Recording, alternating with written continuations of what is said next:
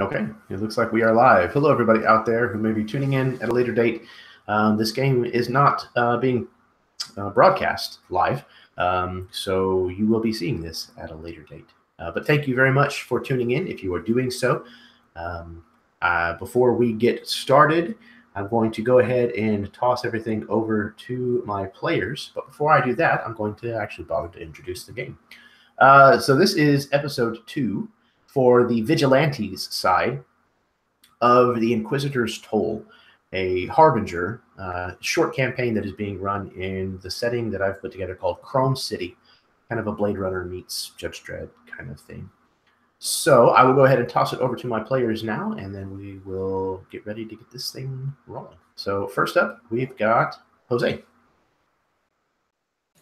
Hey everybody, my name's Jose. I got the YouTube channel D20 and tonight I'm playing Miguel Diaz, who's expired, and now he's in a group of Vigilantes and just trying to get paid.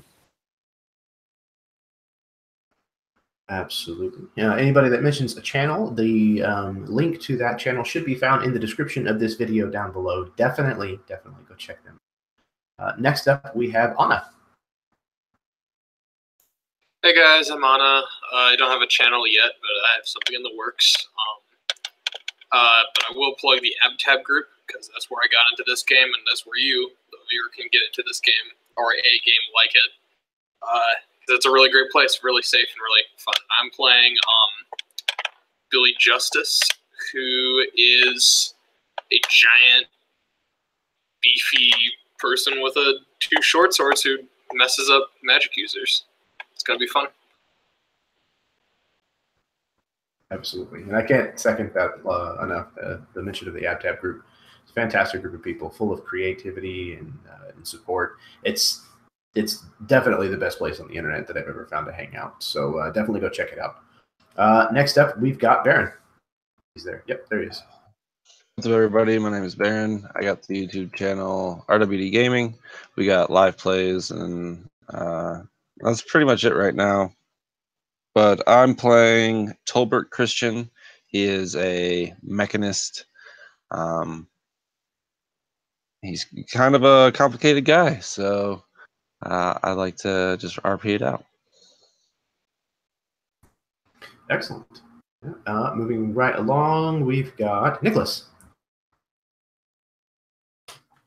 Yeah, Nicholas, random dude on the internet. No channel as well. AbTab, of course. Coming from there. Nothing much to add. I'm playing Loyal Eyes. Kind of a weird dude. Yeah, exploring the city, exploring whatever he can find, and hoping that he won't get killed doing so. But I mean, he does. He dies happy. So let's see what happens. Excellent. And last but not least, we've got Corey. If he's there in... No, I'm here. There we go. Excellent. I'm a person. Yeah, my name's Corey. I am part of the Dargon Gaming squad, and yeah, I'm playing Zero tonight.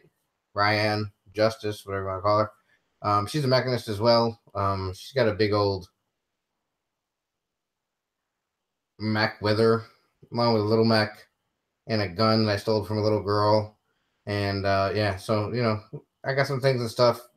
Enjoy tonight, guys. And I'd like to thank Jeremy for being awesome and come up with such a cool world for us to play in. And I'm glad your computer works. Yes, me too. Yeah, tonight almost didn't happen. So I'm glad that that all got sorted, and I am very much looking forward to getting back into this tonight. And thank you guys for agreeing to be a part of this and being interested. This kind of stuff wouldn't happen without people wanting to take part in it. So yeah, I appreciate you guys very, very much. So business. Oh, yes. If you are new to this channel, this is an adult game. As far as I know, these are all adult players. So the language might venture into the mature, as will possibly the topics. So if that kind of stuff bothers you, then you really, really need to just do yourself a favor and go away. Thank you very much for giving it a try. So, does anybody have any kind of questions before we actually get started?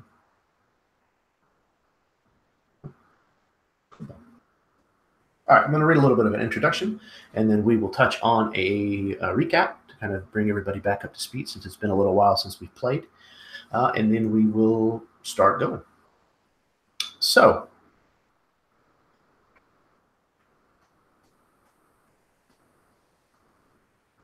you watched as the CCPD drone approached the Ravage apartment. Mere moments after you had hastily escaped the crime scene. All of that Astra and lead being thrown around, you knew you didn't have long before this place was going to be crawling with cops again. So back out into the rain it was. Cruisers were already playing their wailing song in the distance. The sirens announcing potential trouble as the heat grew closer. Though you knew you didn't want to stick around for them to grill you, their trouble wasn't the kind that was weighing so heavily on your mind. There was a storm brewing in the Outage District, and it sounded like it might be coming from within the blackout sector. Whatever was going down, it had to be something big. So, reminders. You found the Astra Zapper of the explorer known as Tindo Nin. She, at one time, was the first person who had ever set foot on the Harbinger. And she documented her exploration to kind of to the public and was watched by millions of people. And then she just disappeared. And nothing but her camp on Harbinger was ever found. In addition, you also know that the Inquisitors are already here in the Outage District, stirring things up.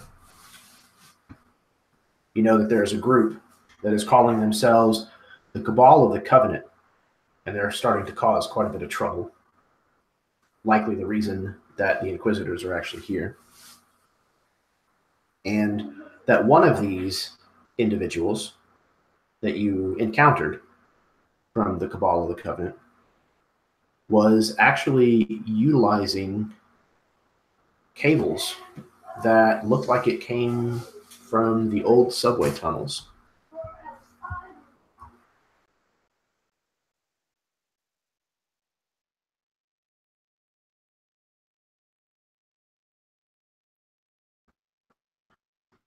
So, as the five of you have kind of made a quick departure from this fight that just took place inside these run-down apartments, where are you guys headed? What are y'all doing?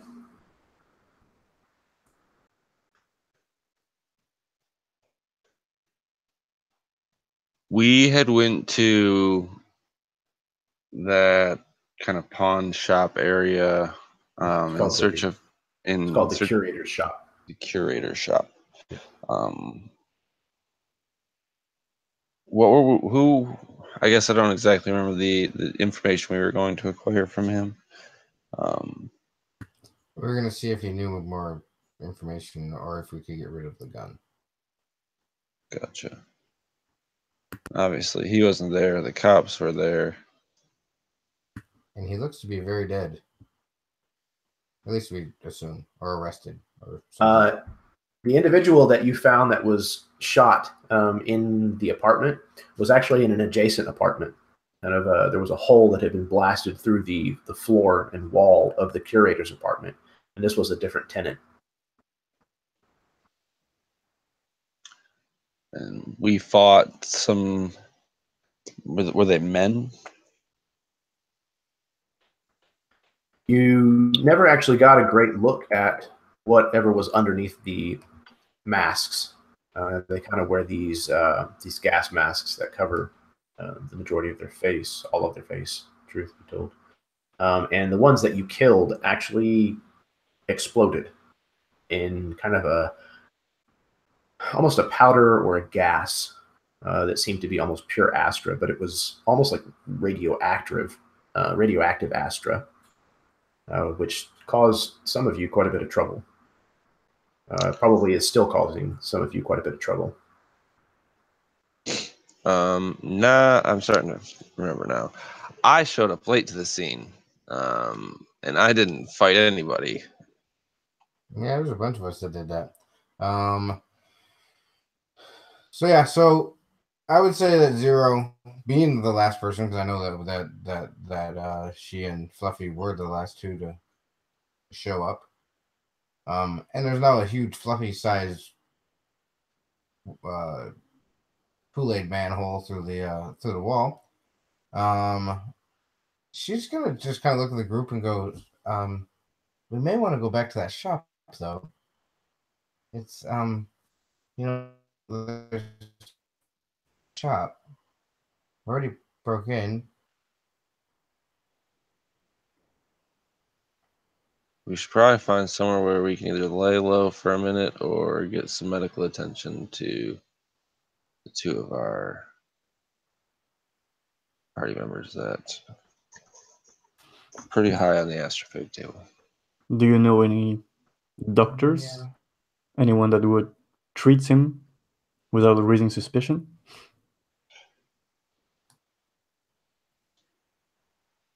Do I know? Can I pull like a Han Solo and do I know a guy? Possibly. So in this setting, the skill nature basically kind of substitutes in for streetwise, since there really isn't any traditional nature to be found in Chrome City. So if you want, you can either make a maybe a history or nature. To be honest, I don't think I'm good at either of those, but I'll go history. For 17? Yeah, you absolutely do. It's somebody that you've apparently worked with in the past. Vigilante hospitals are not really something that you tend to probably frequent whenever you're injured. So this is probably one of those guys that operates, under the radar. He's like a space veterinarian who got he used to be a doctor, but he got his license revoked. There you go. Fade problem. Fade problem. Yep, it gets to us all, man. Fate issues are real. So I know a guy. Okay, well, He can help us out. And at this point, this is when Zero realizes that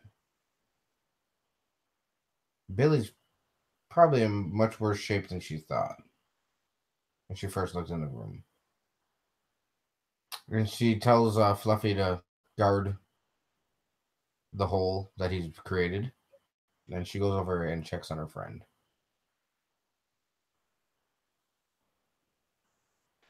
Are you okay there, big girl? Billy is kind of slumped up against the wall, sort of breathing, just kind of relaxing. Yeah, I'm fine. Enough. Miguel, you got shaken up pretty badly. How are you? And I assume Miguel's sitting over all because he was also wounded.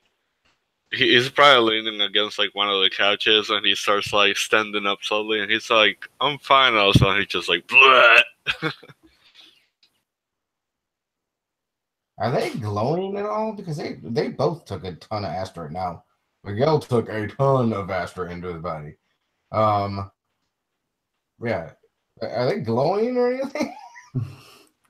Yeah, I don't know if they would. I don't know if they'd actually be glowing, but I'm sure they're showing signs of intense amounts of radiation from this Astra. Is there any residual Astra just around? Yes. Something that could be residual. Yeah, very much so. Yeah. We have to move. Yeah. We don't have. The cops are gonna get it. Yeah, we have to move. Yeah. But they're not. They're gonna come in through that door. She points to the front door. If we go out this other way, I'm telling you, I really think we should. I don't know. We should check out that store while there's nobody in there to bother us. Wasn't that what you guys were doing earlier? No. I was watching the cameras like I always do there, big girl. They call me the stupid one. What's you mean? Really? It's my job. Yeah. She's just looking at you really puzzled. Okay. So are we going back out the hole or are we going out the door? Do we have an ETA on when the fuzz are gonna show up? Give me a minute, I can figure it out, I'm sure. That's the smarts I recognize. Yeah, and she sits down on the couch next to where Miguel is thrown up all over the place. It doesn't bother at all.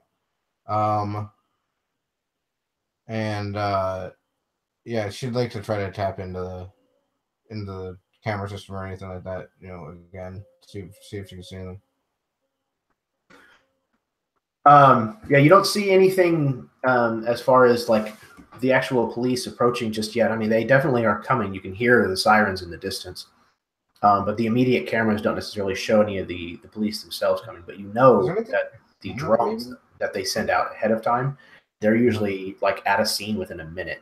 So, I mean, you guys have very little time. Yeah, very little time. Is there anything like police scanners or anything? Yeah, I'm sure there would be some kind of equivalent to that. Yes. Yeah. Yeah, I bet you the ETA of the drones are going to be probably half a minute. Maybe. I don't know. What exactly do you think we can find in that shop? If we go back and look. It's a good way to go to this man.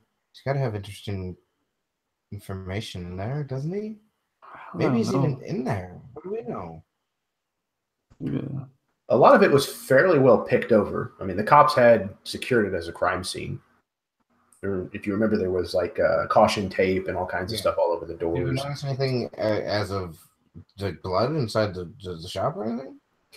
No, there was no blood inside the shop, but there was quite a bit of it kind of in the bathroom and in the hallway outside. But again, most of the blood was probably in the hallway outside of the bathroom. But there was a lot of this kind of astra powder that you saw these guys explode into. All right, Lola, I see what you're saying.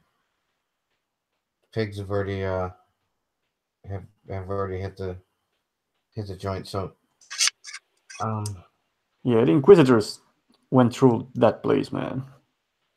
They usually swipe it clean. As much as I want to go in there, and I'm very much want to go in there, too risky. Good point. I agree. I think we should split. Billy kind of stands up, and like the full effects of this astra phase sort of come over her, and she kind of, her eyes widen as she's about to heave, but she's able to contain it. And she kind of goes over to where these cables were that were from this one of the Kabbalists that I bisected last session. And I think I remember.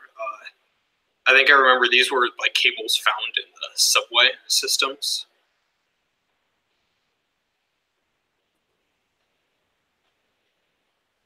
Otherwise, I could do that check again.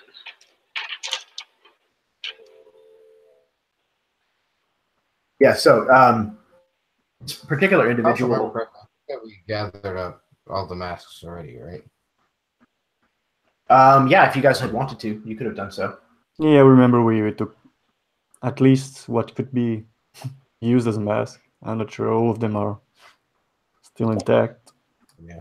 Yeah, most of them are fairly well still intact. Like the clothing and stuff, some of it is fairly well shredded from where you guys were fighting them. But like when they exploded, it really wasn't so much like a fiery explosion. It was pretty much just kind of a concussive blast of this Astra stuff. So most of their gear and whatnot is unfazed, though it's probably a little messy. But yes, this particular individual, the one that actually had, he kind of like jacked himself into the power cabling that runs through the walls and the ceiling and the floor of this apartment building, and seemed to be kind of channeling the Astra energy from the power lines through himself. But these cables that he had kind of used in order to do so, they kind of lashed out away from him, almost like snakes. And some of those cables are the ones that unmistakably came from the old subway tunnels.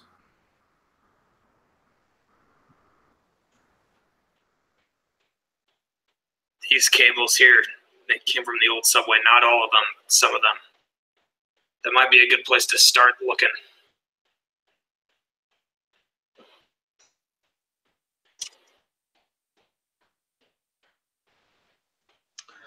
Well, yeah, that's a hell of a clue you found there. That's for sure. Well, we can't go until we visit the dude who supposedly heals people. I mean, last time Tolbert and I went to see this guy, he was working on a space dog or whatever the fuck that was. I'm not very confident he can heal people, but... Now, don't doubt him completely. That was a bad day. Yeah, we should grab all the masks and get the hell out of here, and we can potentially infiltrate using something of the sort. Yeah, Miguel would be like pretty much still on the ground because he's still like a little wussy, but he's like knowing that, you know, we need to go and shit. So he'd be like, Tolbert, give me a hand. And as he's, you know, reaching for him to give him a hand, you just see him pull out his menders out of his pocket. He's just like 3 of them, stab him his legs with them. It's like, this should do for now. I don't think this guy's so much a doctor as he's like an astra specialist. Like he's, you guys need like a decompression chamber to safely mitigate this massive amount of astra chilling in you. I know. I just pretty much like jammed this thing in me, so right. Because I was like almost deadless. There wouldn't be any hesitation. Tolbert would totally, you know, like get you up on his shoulder and hobble you on out of here. He'd probably look at you. He'd be like, "Just like old times, huh?" Old times. These times never stopped. We're still doing these times. That's the best part. We're consistent.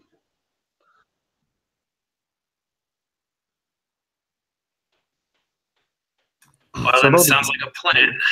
Yeah, about the exits. Do we know that? Is there a better exit to go? Well, there's that big ass hole that Miguel and I tore through the wall to get in here. Yeah, but wouldn't people be aware of the noise that it made? If we're quiet. I think we should go out the apartment door and just go whatever way to get out of here the fastest. There was already cops on that side of the door, or, you know, situation. But they're gone. They've been gone for 20 at least. Yeah. And she just kind of gets up, you know, packs up her laptop, for a better way to, you know, explain it, and looks at Tolbert and goes, "Leave this to your friend." And I think Billy's right. She probably really. She just looks around again, around the apartment. We should probably hit the subway, I guess. Absolutely. And with Miguel on his shoulder, he would head out the door. Yeah. Does Fluffy fit out the doorway?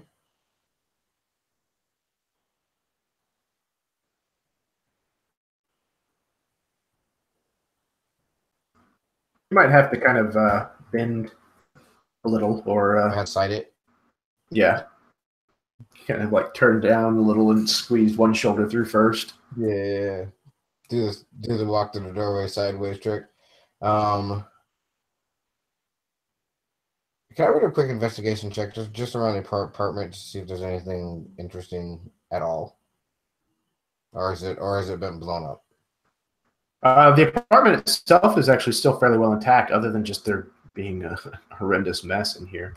There's a lot of bullet holes and stuff in the walls and some of the furniture, but most of the stuff is still intact. Does I mean, like, what does this person look like? The tenant. Is there anything that you can gather from? Your best guess would be some kind of low to mid-level civil servant type thing. Yeah. All right. Hey, you never know if we busted into a techie's house, and that might be kind of exciting. But do you mind if I roll just to see if she finds anything of interest? Oh, go for it. All right. She didn't. I'm going to tell you straight off because I rolled a 3 and a die. So, yeah, no, she didn't. Yeah, it's an 8 total. So, yeah, she does look around just, for a second and then realizes, like you said, it's just some local slub. Somebody you wouldn't even notice walking down the street. And make sure Billy is okay. Come on, girl. Let's go. We're going to get you fixed up. So, and looks up to Fluffy. You need to guard that door anymore, big guy. It's,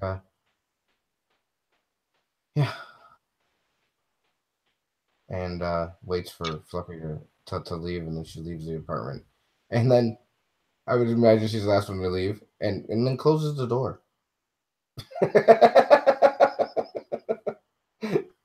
As you do so, you see a few bullet holes in it.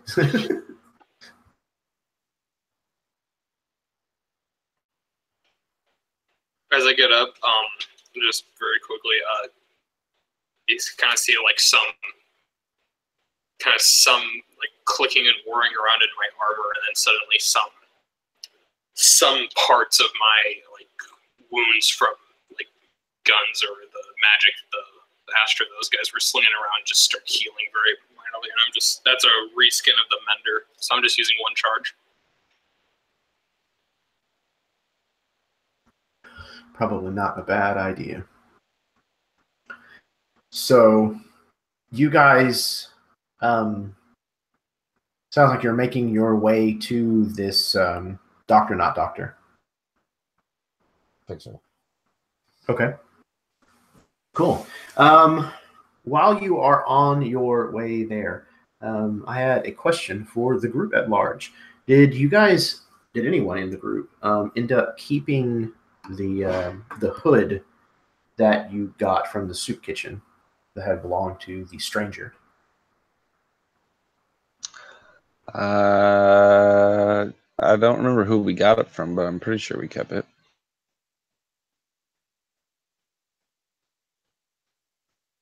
Okay. So yeah, if the group still has that hanging around, anybody that would like to can roll either a history or nature roll. And that was when we chased the chicken to Soup kitchen. Yep. And then there was a tweaker that you guys had found it. Basically, this strange chick had basically hung it on her and ditched you. Gotcha. Oh, yeah. Okay. All right, yeah. Do any of you guys want to make that check, or I can? it was his chick. Billy isn't great with I don't have none of that stuff. All right. You're the smartest one out of the 3 of us. I'll give history 15 on the die for a total of 17. I think I got that last time. Excellent. Okay. So, yeah, at some point, you are kind of examining this hood, either before now or on your way to this doctor. Something's just kind of eating at you about it. There's some singeing that's actually on the hem of this hood, and it's very unique. And it kind of has taken you a little bit of mulling it over to kind of discover what you think it is.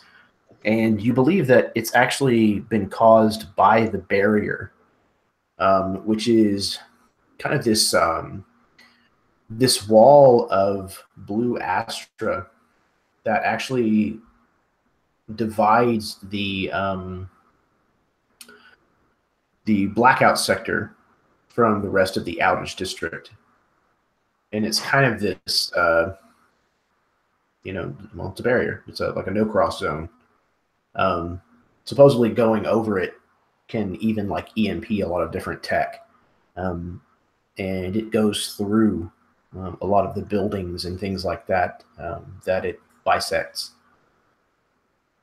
So it's kind of like the edge of the quarantine zone, if you will. So a person walking through this is not the normal?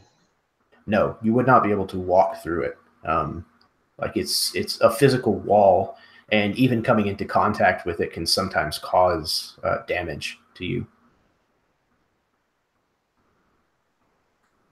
So yeah, it's probably been like I've seen it before, something like this, but it's been a while, or I couldn't put my finger on it, and then it's kind of like, oh, so this hood has passed through the wall, the barrier.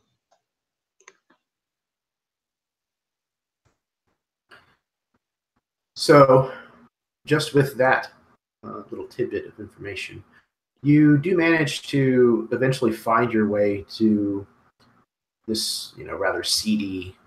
It's probably like a warehouse, like a small warehouse. And you kind of enter, and the place looks empty. It looks abandoned. But if you've been to this person before, you know that this is kind of how this goes. But as of right now, it seems like you're alone here.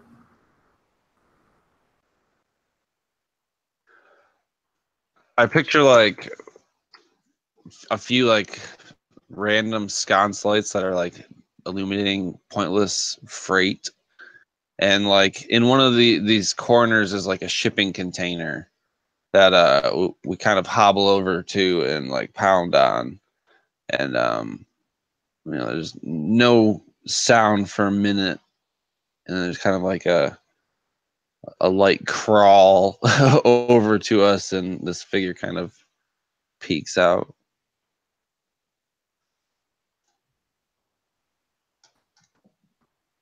Yeah, so like you've pounded on this this container, and the sound kind of reverberates through this kind of empty space. And then eventually, yeah, you kind of hear this movement nearby, and this individual comes out. The mask that you currently see kind of on this picture is kind of pulled up over onto his forehead, on top of this sleeked back hair that's pulled back in a ponytail. This doctor's very sleek overall. His clothing, his mannerisms, his actual appearance. This guy, for an animal vet, quote unquote, has a lot of capital. He apparently does very well for himself.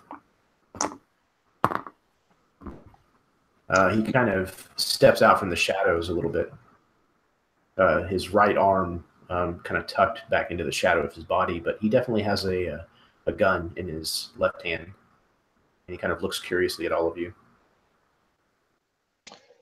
I would kind of, maybe pop out of the shadows a little bit with Miguel on my, still kind of shouldering Miguel.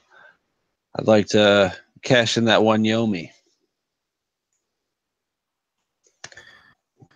Tolbert. Well, it has been some time since I have seen you. You are up to no good as always, it seems. And I would kind of like, yeah, it seems that way.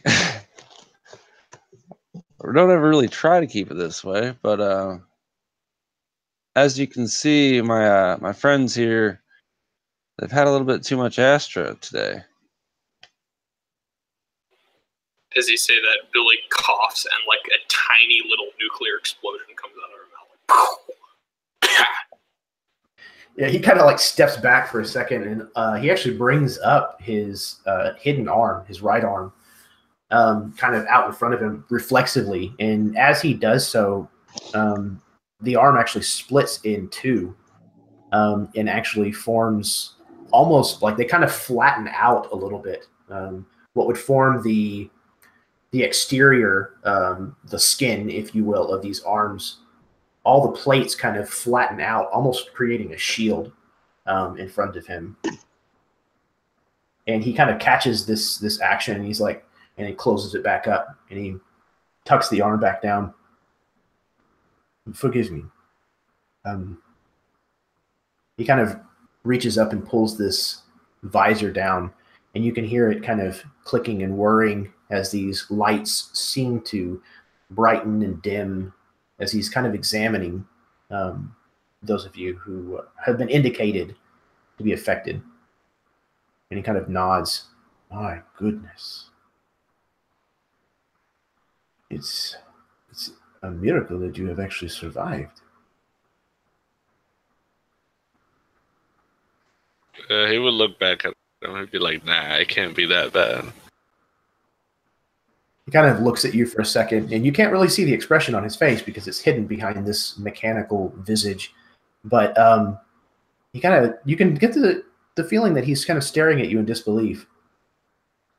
I have seen this ravage people with half this amount before.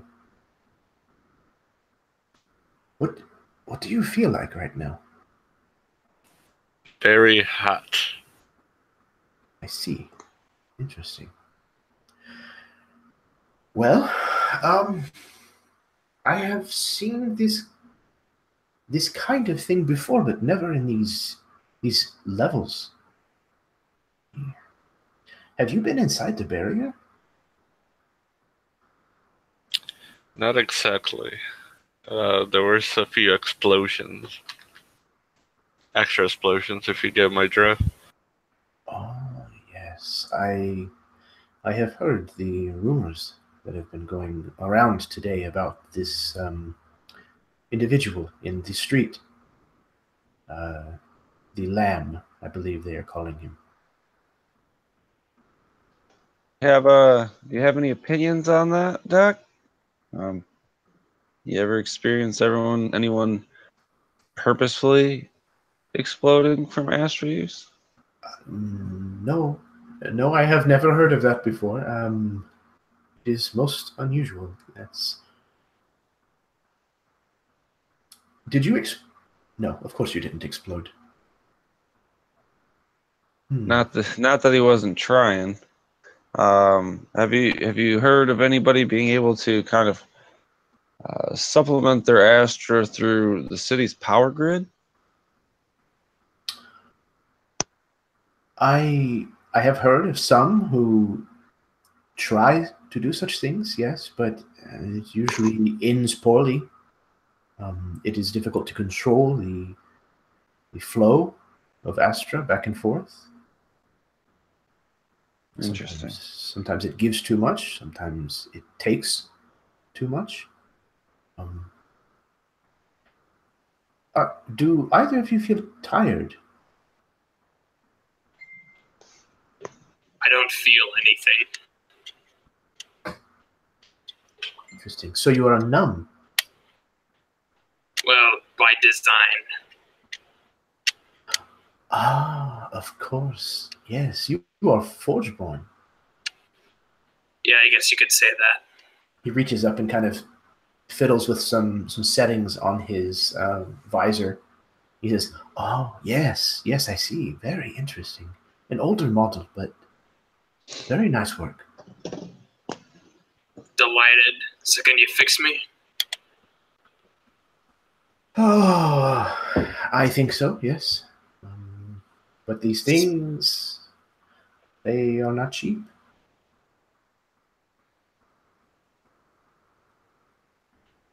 I'm sure Tolbert has told you that I have a price. That's a shame. And I just kind of like lean back a little bit and try to show off the giant scimitars I have at my side. Intimidate check. Sure, go for it.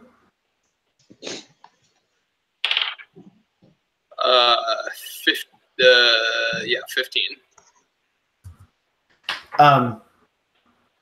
You see him kind of eye your repositioning of your body.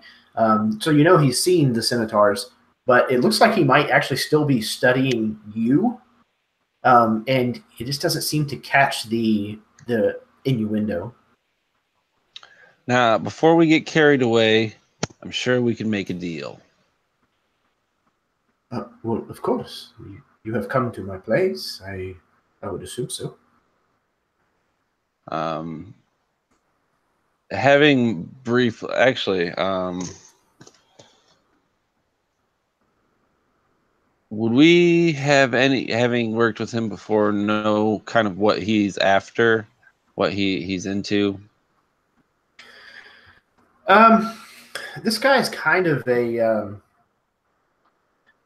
he's kind of both Mancer-ish and mechanist. Like he definitely dabbles in augmentations of people. So he kind of he does both. But his Mancer side is less about astral manipulation, and it's more kind of astral manipulation in regards to humans, essentially. But he definitely takes glint, as well as any kind of oddities maybe that pique his curiosity.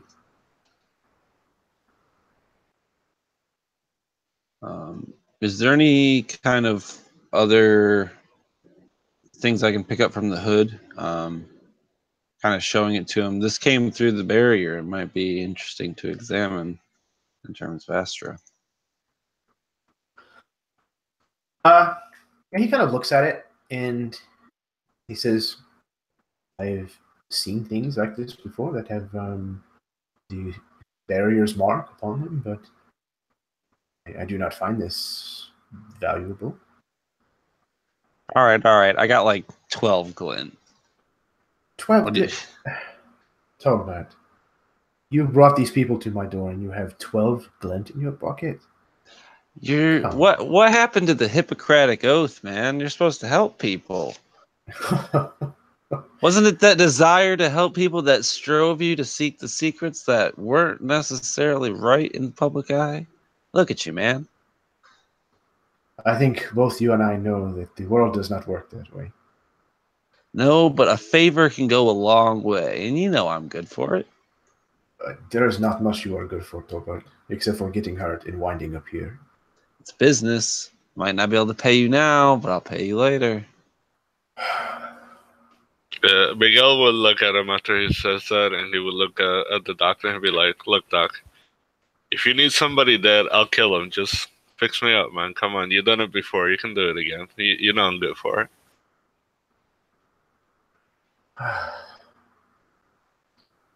I do not like to deal in favors. People have a tendency of forgetting that they owe them. Especially if they are spending time around people who are exploding with Astra. I have the sinking suspicion that you may not be around to repay this favor that you will owe me. But I know at least the two of you are capable of getting things done. And if these three are running around with you, then likely they are at least good for something. Very well. I will help you, but not for free. Not for free.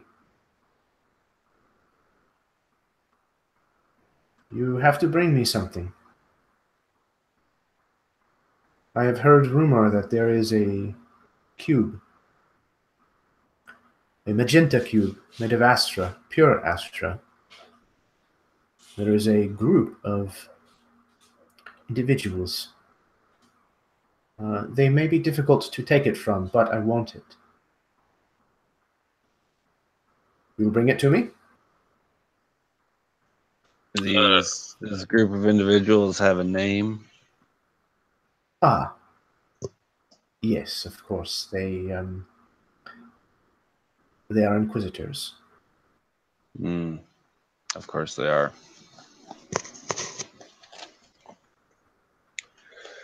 Very well, I suppose we don't really have much choice. We're going to cross paths with them at some point. Might as well. 2 for 1 It is deal. a deal then. Yes?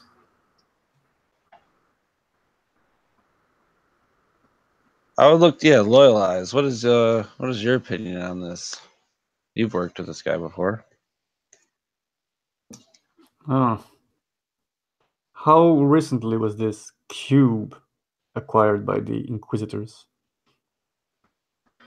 That I am not sure, but I started hearing rumors about its existence, or this is discovery, within the last few hours or so.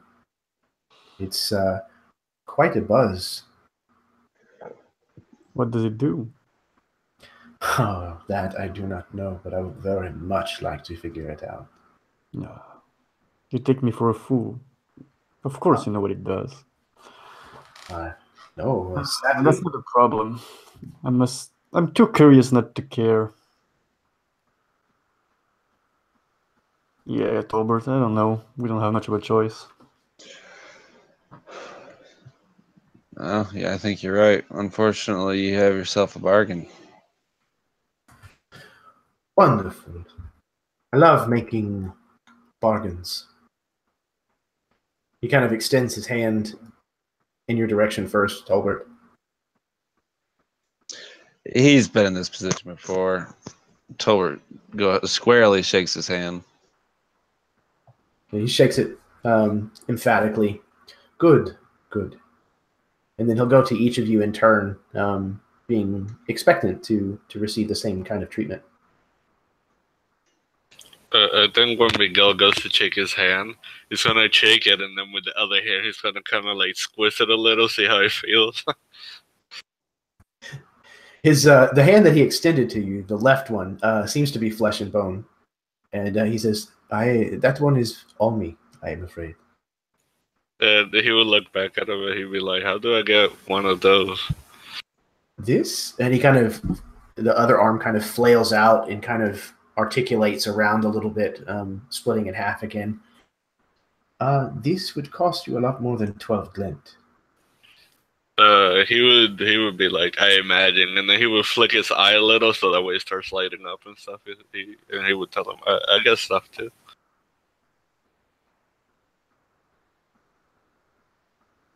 Okay. Unless there's anything else that anybody wants to say or have the exchange with this doctor, he will get to work. Essentially, it's going to be basically like an injection, as he kind of makes some kind of concoction that he'll put into your system that will counteract the effects of this astra fade. And it makes you a little woozy, but he tells you that the effects shouldn't last more than an hour or two. And with a promise and a little bit of healing up, you are back out on the streets of Chrome City. So, what's next? There's a reason why Zero didn't talk in the whole time that she was there. She was kind of maybe even outside, maybe not even inside. Stand there with Fluffy and her Sepvoid. And they've been looking at that blaster the whole time. So you've kind of discovered, just through studying this, Zero, kind of what this thing does, what it has on it. And I'm going to just read you kind of the description that I have, and I'll type it up and send it to you so you can have it written down as well. This is the Astra Zapper of Tendo Nin. It is a heavy pistol +2. This two-tone gray handgun once belonged to the famed explorer Tendo Nin. The bottom of the grip even sports an Astra-burned mark that looks just like the one she used. It is sleek, shiny, and is an incredibly light weapon, though the caliber of its barrel is incredibly large. The bright red trigger has no guard, and you cannot find a place to insert ammo of any kind. This heavy pistol does not need ammunition. Instead, when the trigger is pulled, it fires an Astra Bolt spell as its projectile, using a normal ranged attack roll based upon dexterity. The wielder of this weapon may choose, as per the spell description, to boost this Astra Bolt by taking 1 point of Astra Fade. Currently, there are 2 mods attached to this zapper, both of which are the Astra Augmenters, providing the 2+1 bonuses to the attack and damage rolls. Okay. Does it have to be attuned to? It's not.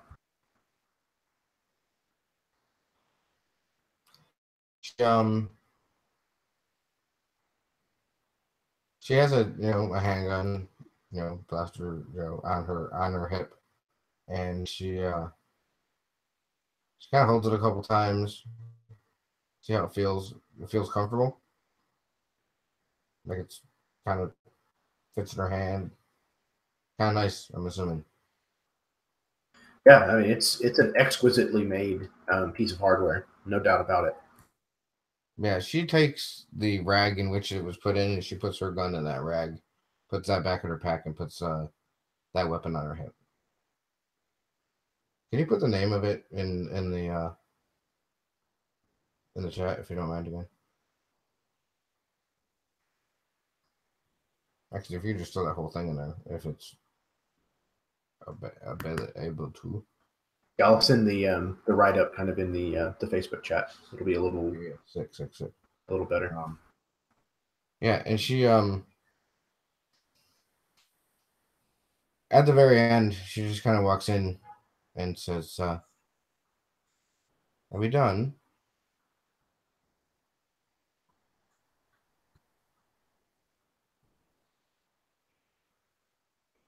Oh, Bert, have we finished in here?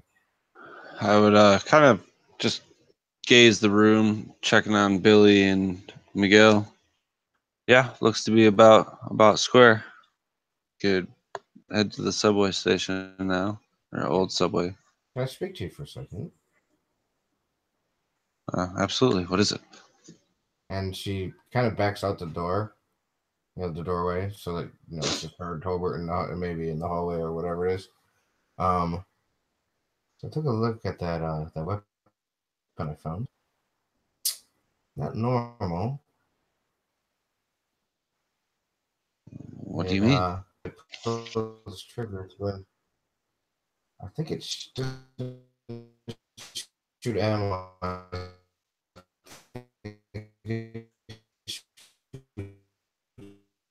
Yeah, Corey, you're breaking up a little bit.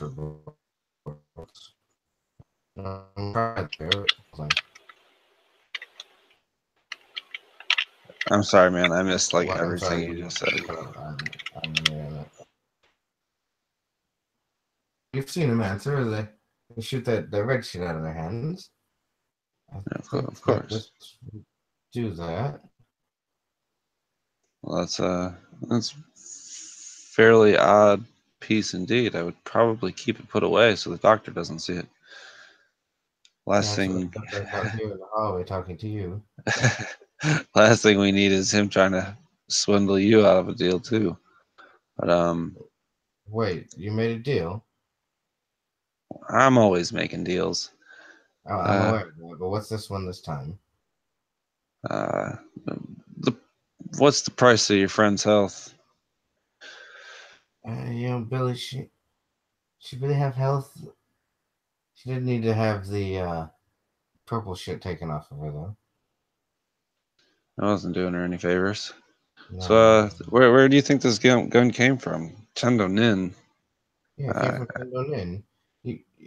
We all know who she is. She was almost. How did we get it? How did this find its way into the Wait streets? with me. Were you not? And she's looking frustrated for a second. You were there. You yelled at me. No, I know how we received it. I'm saying kind of like in a shitty Horatio Gates from NC or not NCIS. No. I understand what you're doing. You know what I mean? I got you. I'm like, how did this make its way onto the streets?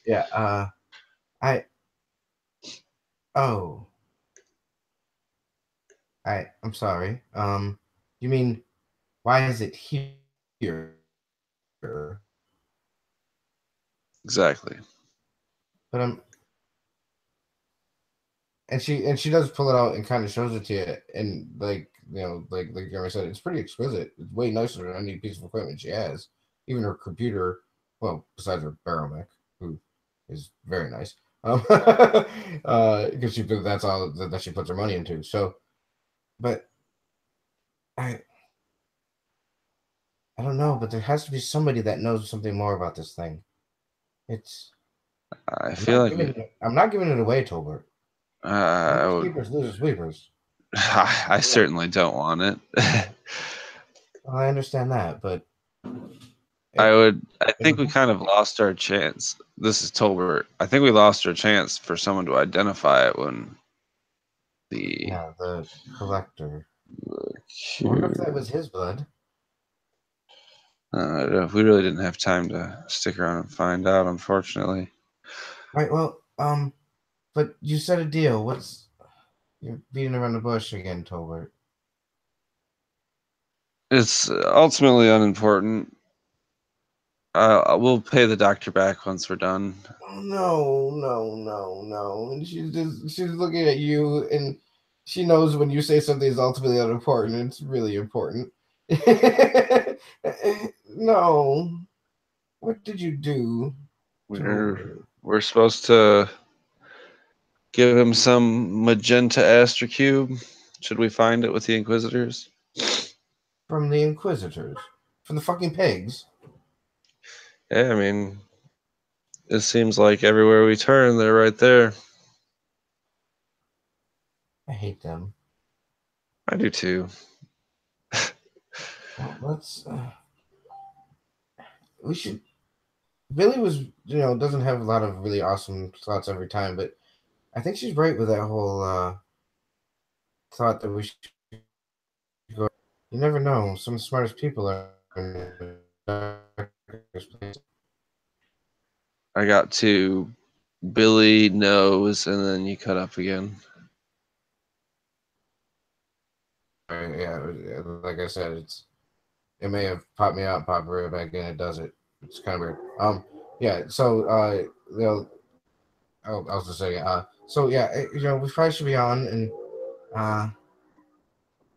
like I said, Billy, I love her, but she doesn't often have the greatest ideas. But this one's not bad. I think maybe going down the sewers isn't a bad idea, and I think it's exactly what we need to do, given the evidence.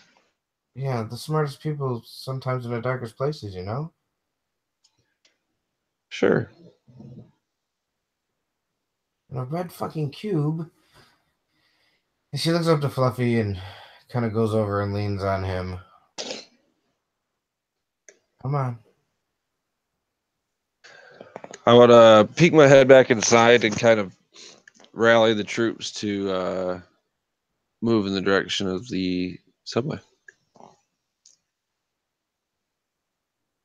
Yeah, Miguel would look back. He'd be like 10 stock, and he's just putting on his coat and walking away. You can thank me later. Whenever you bring me back that cube.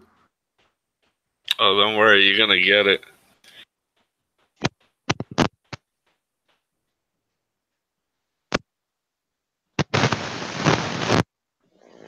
Hey.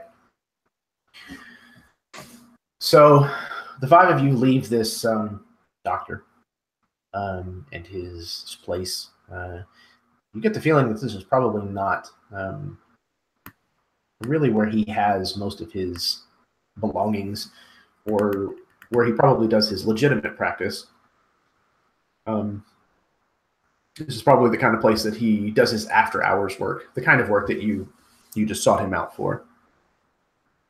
So, if everybody could make me either a history or a tech check.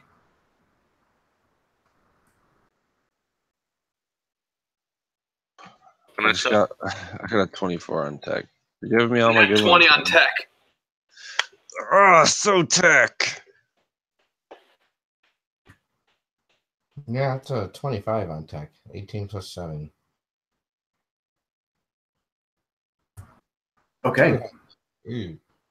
So, everybody except for Miguel and actually even Loyalize, the other three of you actually you've kind of come to this knowledge one way or another. The old subway tunnels are actually lined with a type of metal called ostrum. And you would know that ostrum is used because it blocks astra energy. And this was done because they wanted to keep astra from interfering with the old trains that ran in the subway tunnels. So likely the barrier that persists kind of through the buildings that it comes through won't be present down in the subway tunnels. It won't have bypassed the ostrum walls.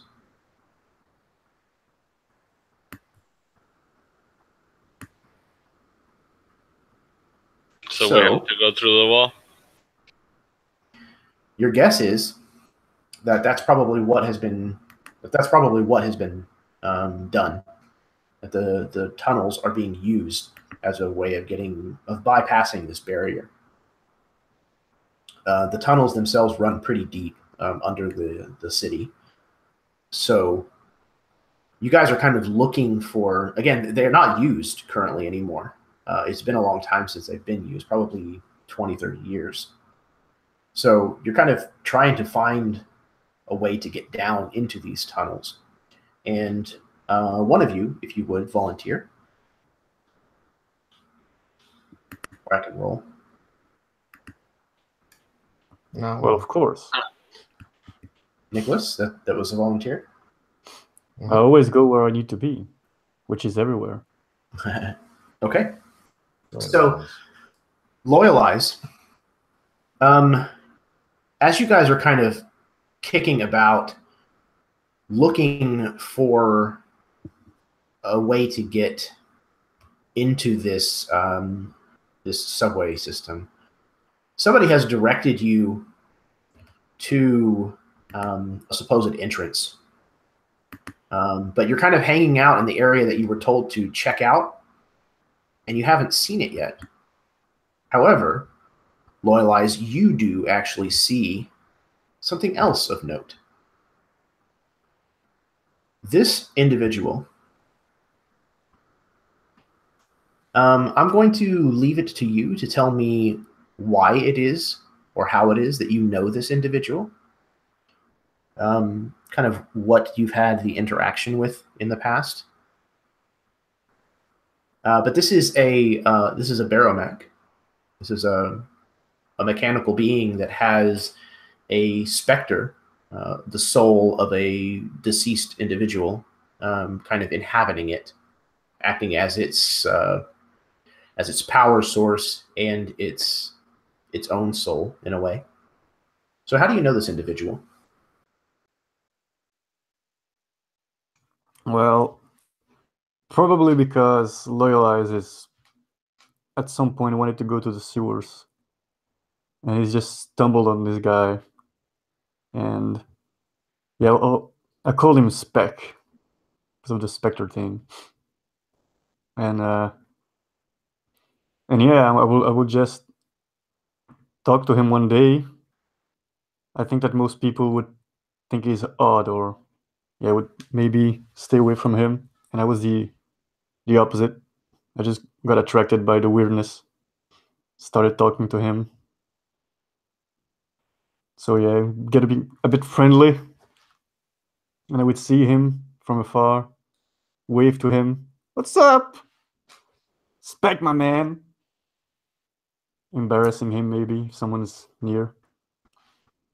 So this individual, you know that while you call him Spec, a lot of other people have referred to him simply as the doorman, because he actually works as, well, a doorman at a place called the Tumbler Bar, which is a dive that's known for kind of harboring scumbags and for being the site of a lot of illegal activity. When you call out to him, he kind of turns for just a moment, but he doesn't turn completely in the direction where your voice came from. He kind of just looks over his shoulder, and he does so very skittishly. And he kind of almost hunkers down, looks around for just a second, and doesn't spot anybody. So he pulls this kind of hood even further up over his little lamplight face, and kind of looks back and forth down the street, kind of the alleyway where he is, and you see him approach a billboard.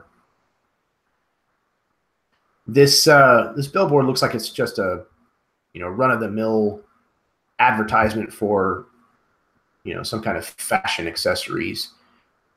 He walks up directly to this billboard and moves over to this kind of power panel beside it. Once again, kind of checks up and down this rainy street, presses several numbers on this keypad, and the Astra image, the screen, if you will, kind of fades and shimmers out of existence, and you can see kind of a door back behind it, an opening, and he slips into this opening, and then the screen kind of shimmers back into existence after a second.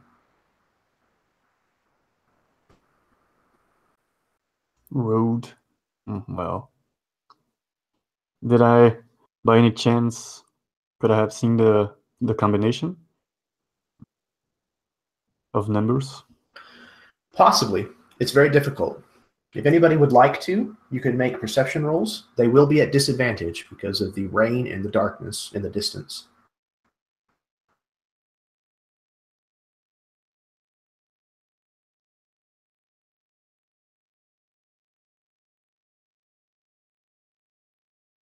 I have observant as a feat. Would that help me out at all?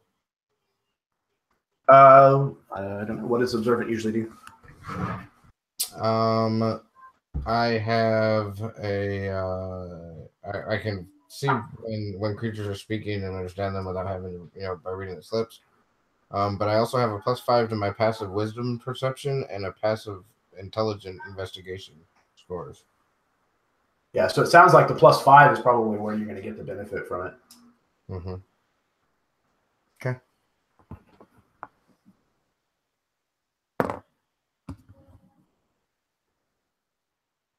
Yeah, it's 23. And that was at disadvantage, right? No.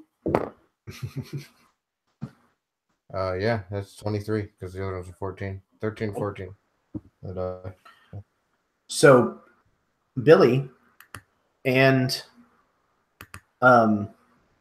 Zero, both of you definitely see the combination that this individual puts into this pad. Maybe you're just on that side of the alleyway that's leading up to it. Billy, maybe it's because of your less than natural vision. But the two of you definitely are able to read the code that is put into this hidden keypad. Yeah, and Zero did definitely look up to Billy and go, "Did you see that?" Bet your ass I did. And I kind of smiled back. It'll be in no time. And she'd kind of sneak up next to Loyalize and like we can get in that door. That's not a problem. It's actually a very rudimentary code.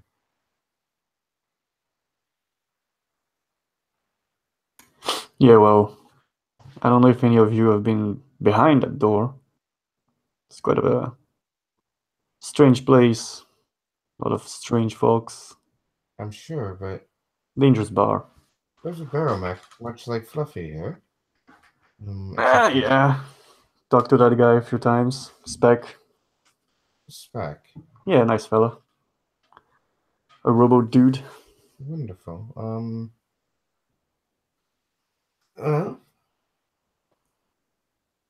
He looks And- scared though. He looked scared. Yeah, I don't know. He was looking all the way to the streets, looking for Huh. someone maybe. Doesn't show emotion. You don't know that. I've made a whole bunch of constructs. Maybe this one is different. And she just looks back up at Fluffy. Guy does the eyebrow raise. Show me emotion. And he can't do it. Okay. That's where your limitations are. Robots are more than just machinery. This one has a soul and everything. Billy kind of wraps Zero on the shoulder. He's right, you know. Why don't we check out where Spec has gone off to? What makes him so scared? We'll go put in the code there, big girl. Yeah. I'm not sure it's because I called at him. Yeah, I don't know. She stares at her giant fingers that potentially are individually bigger than Zero's hands and looks back at Zero. Like, there's no code I'm ever going to be able to put in. I was just joking. Hey, you two. Is this something that we want to do? We're going to just break and enter. It'll be an E. We can add it to the rap sheet of stuff we've done today. Yeah. It's a bar. There's no need to. No, I don't think the bar is where we're going. This is like off a billboard to the side of the bar. Yeah. Yeah, the Tumbler bar is actually quite a bit of distance from here. It's probably 10 or 20 miles at least. Oh, yeah, I see. Yeah. It's Are not looking bad, I think. Or maybe it Yeah. is. We are looking for secret entrances, aren't we? That looks pretty secret to me. Yeah, Miguel's gonna take out his gun, which is like folded and folded back up, and just like spin the barrel on it, getting ready in case something happens. Yeah, and just the same. She would usually have out her auto gun, but she has a new little toy, in her dominant hand, she holds the zapper, and I guess we should take the position. Why do you assume it's gonna be dangerous? Everything's dangerous in this city, though. That's because you approach things like that. We can go in, talk to people, feel it out, see how it goes. I'm sure it's gonna be fine. You'd hear Tolbert like laughing while you guys are talking. Yeah. Man, you never cease to amaze me, Loyal Eyes. That inherent goodness in you is just inspiring. Yeah. Well, we'll see. I'm gonna put the mask on, by the way, because I'm curious to see how people will react if they think I'm from the Covenant Cabal stuff. Yeah, the Cabal's Ruin or whatever it was. Not Cabal's Ruins from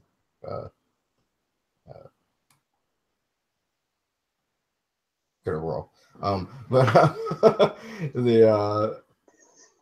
yeah, so she goes over and Fluffy is behind her as he would always be, and she puts in the code. Okay. So Zero repeats the code as she saw it put in. And the billboard kind of pixelates and then falls away, disappearing to reveal this kind of open doorway on the other side. And the only thing that's notable about the doorway is that it's dark, out of the rain, and you can hear and feel a breeze coming out of it. Yeah, she would crack a glow rod. Hers are orange. Okay.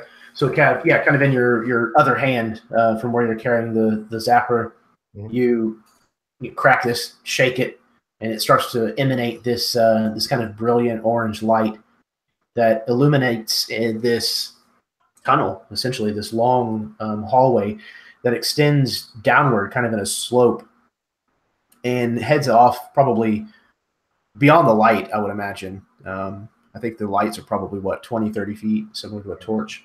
Yeah, makes sense. Okay. So, yeah, it definitely extends beyond the illumination of your glow rod.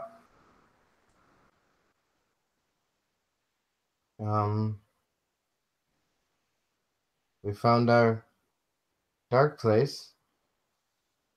She giggles really uncomfortably. What are we waiting for? You know, I'd like to think, Eyes. Hey,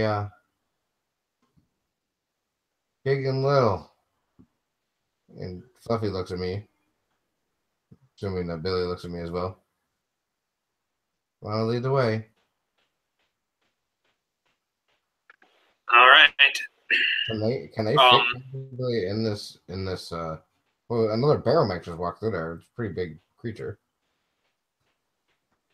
I would definitely say he's not as big as Fluffy. He's a lot more spindly, but he's probably 6 foot, maybe a little over. But he definitely didn't seem to have too much trouble passing through this this hallway. Yeah. What do you think there, Bill? I should go first. Fluffy should head up the rear in case anyone's following us. Anyways, would this be yeah. Is this tunnel narrow enough that we'd need to be in a marching order? Go down it? Yeah, it's definitely not any wider than about 5-6 feet or so across, so it would definitely be single file. Okay.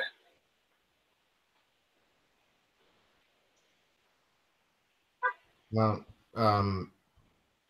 I guess Billy said she's gonna go first, and I would pile in behind her. I do look at Fluffy and goes, "You can be last." I kind of just nods and can't talk. So Yeah, Miguel's gonna be right behind Tolbert just in case somebody tries to come from the back.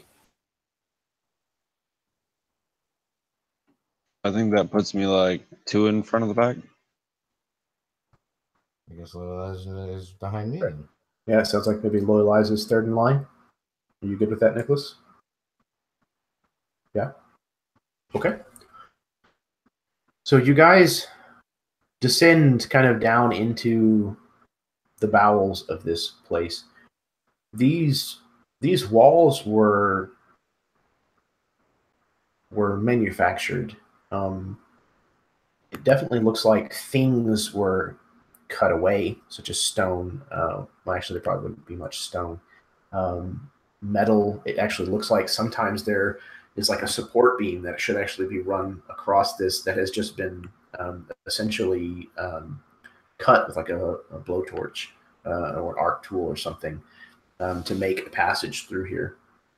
And there's, just garbage in layers of rust and dirt and grime that has just kind of been compacted over the centuries into almost a bedrock. And this continues downward for probably at least 100 feet or so before it seems to dead end at an opening, almost like a T-junction. And you can see that the T-junction leads into what looks like a subway station. There's, a train that's parked. Sorry about that. There is a train that is kind of parked on the rails nearby, and there's just stuff everywhere. I mean, it's very much a place of misuse, or not misuse, disuse, and there have been people living here for some time, though currently you don't see anybody around.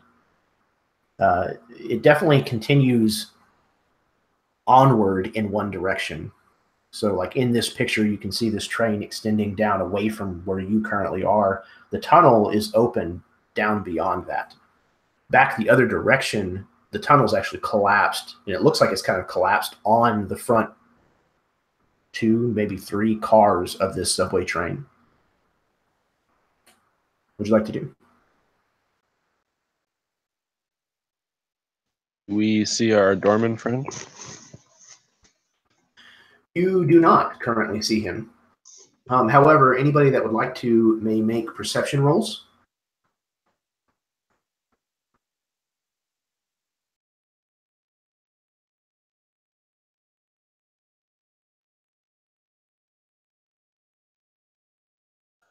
$18.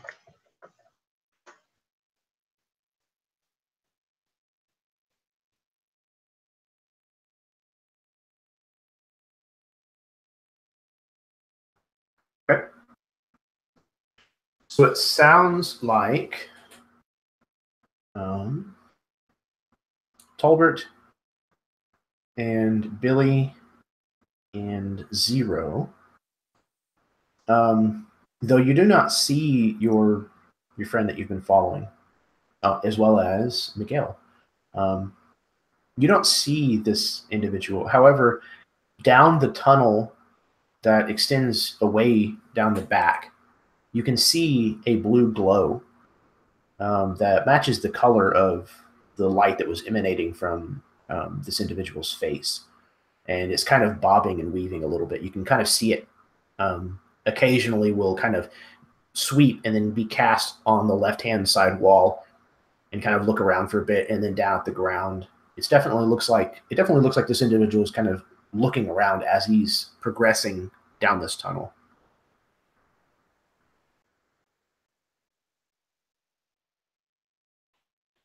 I kind of bend down and lean in close to Loyal Eyes.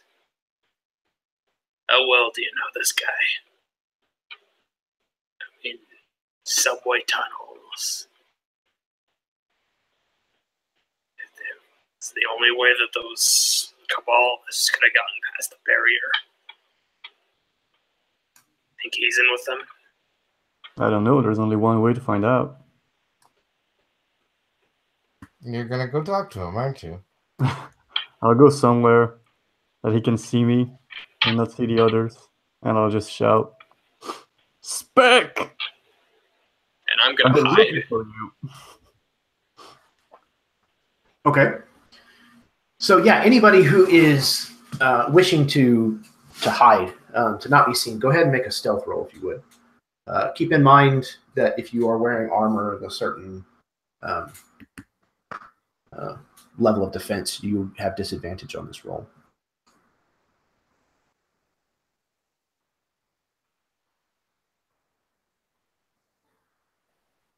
As the awkward of Zero, she doesn't realize she's supposed to be hiding, and her and Fluffy are just kind of standing there out in the open. Okay. So this individual, you can see the blue light stop, Loyal Eyes, as you have kind of moved, I would imagine, towards the kind of the back edge of this platform, kind of the last place where you could stand before essentially kind of getting down onto the tracks and heading off into this this subway tunnel. And when you shout out, there is no possible way that he could have not heard you. as your voice kind of echoes for a comically long amount of time, as it kind of echoes down this tunnel ad nauseum. And this individual kind of spins around, and you see his blue light kind of shine in your direction. You actually see the shutters on this light kind of partially close, as if kind of narrowing down. And he says, "Who's there? Who is that?" It's Loyalize. What? I'm armed. Good for you. What are you doing? You following me? Yeah. What? Why are you following me? He kind of comes back a little closer towards you, cautiously. Well, I don't know. I was going to the sewers. I saw you, and then I started following you. Well, that's not creepy or anything. Bah. What do you want? I wonder what you're doing. Well, I'm not wandering around with strangers, that's for sure. Hi, how are you doing? He kind of waves a little bit to Zero and Fluffy. Well, they're okay. The real question is, why are you so worried? There's no one here, man. Worried? Well, besides us. Who's worried? He kind of says, very much worried. Yeah, this one says that you don't have any expression, that we can't see what you feel. But I can see you're worried. What? You don't know me. She don't know me. What are you talking about?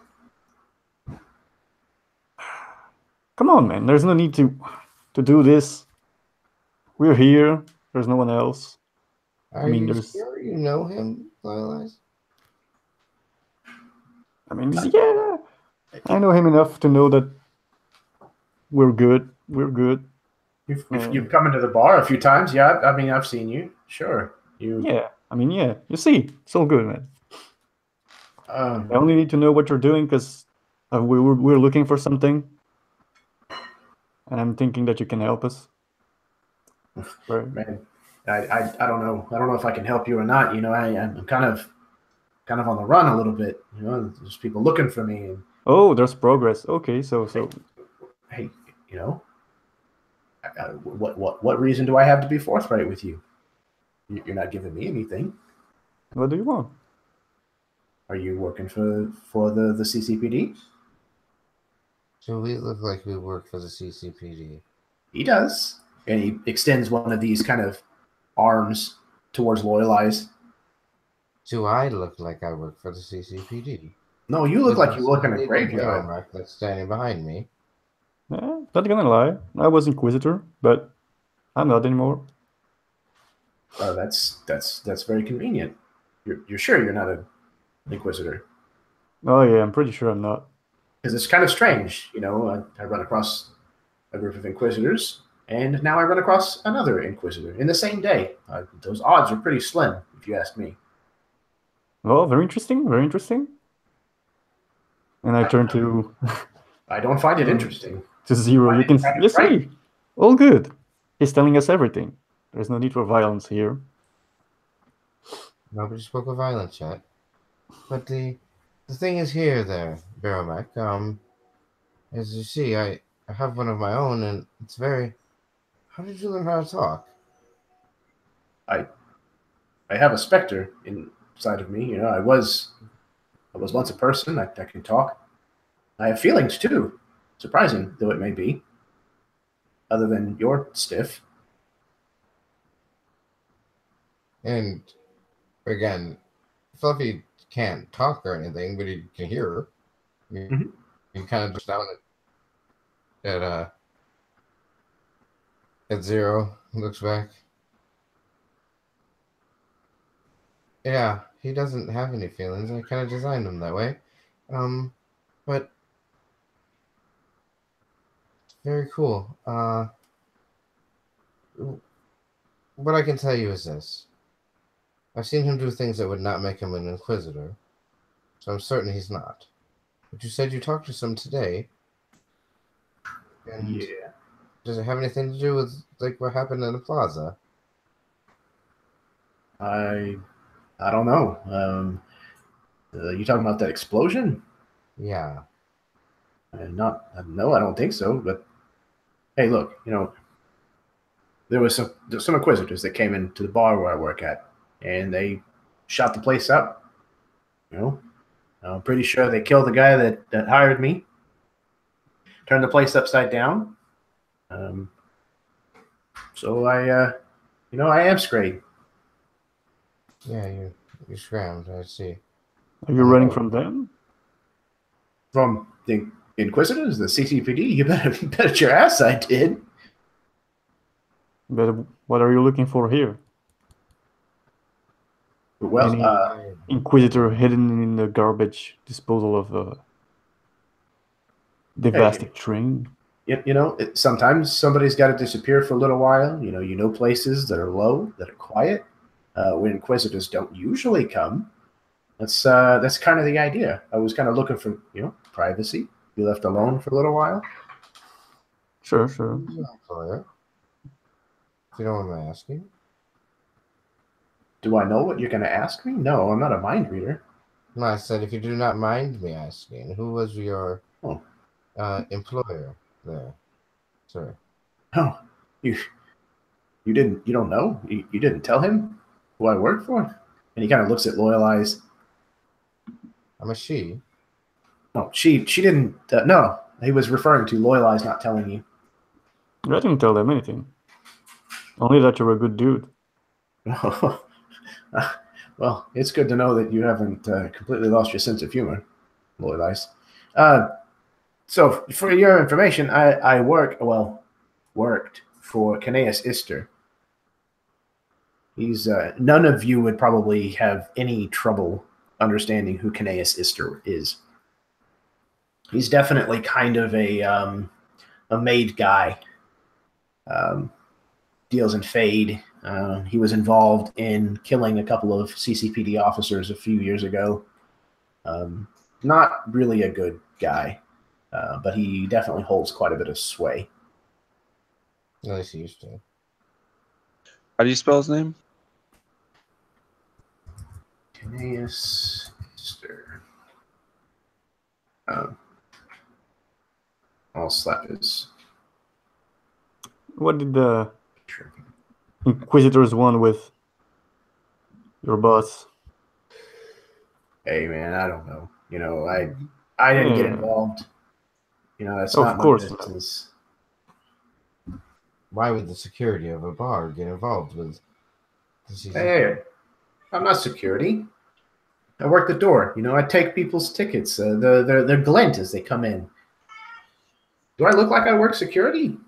No, but he's the guy that's at the door also does a little bit of security. Sorry for implying that you may have different skills. Well, have they ever come to visit him before, the Inquisitors? No, not to my knowledge. Some of the cops come around, the ones that are on the payroll, but these guys weren't on the payroll. They came in, started talking a bunch of shit to him or something, and all hell broke loose. All of a sudden, there was astra flying everywhere and bullets. The whole place got shot up, tables broken and turned over. But I'm telling you, I don't think Canaeus made it. I saw one of them walking out of there with his arm and his eye. I'll give you that idea. It doesn't make any sense at all. And it's completely awkward and sarcastic. Any of the patrons had masks recently, like the one I'm wearing? Or, maybe you know of the Cabal? Cabal. Oh, yeah. Okay. Yeah. I was kind of wondering about your get-up there. Trying to fit in with the natives, I guess. You mean that you've seen people with masks like that down here? Oh, yeah. Yeah, I mean, I haven't been down in the tunnels here for some time, but I've seen a few of them around. I've heard that they're using the tunnels here to kind of get back and forth from wherever it is they're coming from. Mm-hmm. I'm assuming that they're hanging out in the blackout sector down here. Hey, Were you Smack. thinking of going there? To get mixed up with them? No. I don't know, man. You want to be left alone from the Yeah, CCPD exactly. and all shit. There's Yeah, no better place. They're getting themselves dug in pretty deep with the trouble, it seems like, and I don't want any part of it. I'm gonna be very honest to you, here, Spec. It's not just three of us here, and it might be very important for them to hear what you're saying. He kind of takes a half step back and kind of starts looking around a little bit. I promise you that no harm will come to you. There's like a faint cigarette, like smoke coming from like behind a garbage can or something. And that sound that a cigarette makes. Yeah. I think by now you will hear in the whisper link, Miguel would be like, "Can I shoot him yet?" No. I don't think we're going to be doing that at all today, Miguel. And then I'm assuming Billy kind of emerges and is just way bigger than everybody else. She actually drops from the ceiling. And he definitely kind of jumps, scatters back. Probably scaring the shit out of him. Yeah. If he had bodily functions, you're pretty sure that this would probably have released them. He definitely kind of scrambles back. What the hell? And she kind of like stretches out. It was getting super cramped up there. All right. Okay. So where have you last seen these masked people? The Cabal. Probably 3 or 4 days ago. Some of them came into the bar. Right. Not in the bar, I mean down here. No, again, I haven't been down here for some time. It's been probably 3-4 months since I come down here. Where's the doorman? Do you listen? Occasionally, yeah, but not to the business of the boss. Never. That's a good way to get scrapped. Well, what about the patrons? Oh yeah, the patrons all the time. So what did these masked men? Did they take their masks off? They didn't. Their faces like glowed or something from underneath of these masks, like through the eye holes. Like they were creepy, truth be told. Well, all things relative. She looks up at Tolbert. Here gives him a wink. Got any questions for this guy? You would like to talk? I think Loyal Eyes tackled most of what I was gonna say. So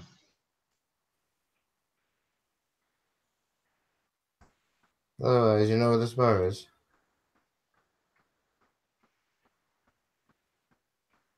Well, you're not seriously thinking about going to the Tumbler bar, are you? Wouldn't be the first bad decision we made today, there, Spec. I mean, it's crawling with CCPD. They've got it locked down. Wonderful. do we know where the tunnel is that the Kabbalists are using? Well, I mean, there's a couple of the main lines that are still open. The rest of them are either flooded or collapsed. So I know there are people that are that live down here. I was kind of planning on squatting with them for a little while. I don't know if they're still here or not, but I was going to go check. Do you know how to get to the blackout? The blackout sector, yeah. You guys are crazy. Yeah, I mean, this tunnel leads there. It takes some walking, but you can get there. Why the hell are you going in the blackout sector? There's nothing there. Yeah, talk to the Cabal. Talk to the... All right. 2 groups of crazies running up against each other. That ought to end well. We're talking about the Inquisitors. It's just their sense of justice. No, not the Inquisitors. The Cabal. They're nuts, just like you guys. Well, then we should be okay. Oh yeah, it'll be like oil and water. Yeah, crazy understands crazy. Well, good luck with that. May I be excused? Because I would really like to put as much distance between me and you as possible. Last question. Have you ever heard about a purple box of Astra or some shit like that? Magenta. Magenta Astra box. Magenta Astra box. No, I haven't heard anything like that before. Is there something you're looking for, or something you've seen, or? No worries. Oh, see. So what were they into your boss before they shot him to death? You know, it seemed awfully personal. Something about, I know who you are. You're going to pay for what you did. That kind of shit. And then they started shooting people. It was. Didn't your boss kill a couple of Inquisitors a couple years ago? It's a word. Not Inquisitor. Some CCPD officer, but there was some innocent people that got caught in the crossfire, and who knows? This stuff happens. It's business, right? Yeah, it's the Inquisitors. That's how they work. Were you a wise guy before you lost your life and was put in this magnificent machine? Oh no! This is all new. This gleaming personality you see before you. Yeah. It was an upgrade. How'd you die? I don't really remember. They erased that pleasant little part of my memory. Thankfully. Interesting. Anybody else have anything for this guy?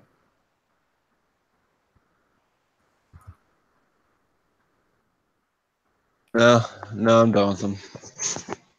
Yeah, we should keep on going.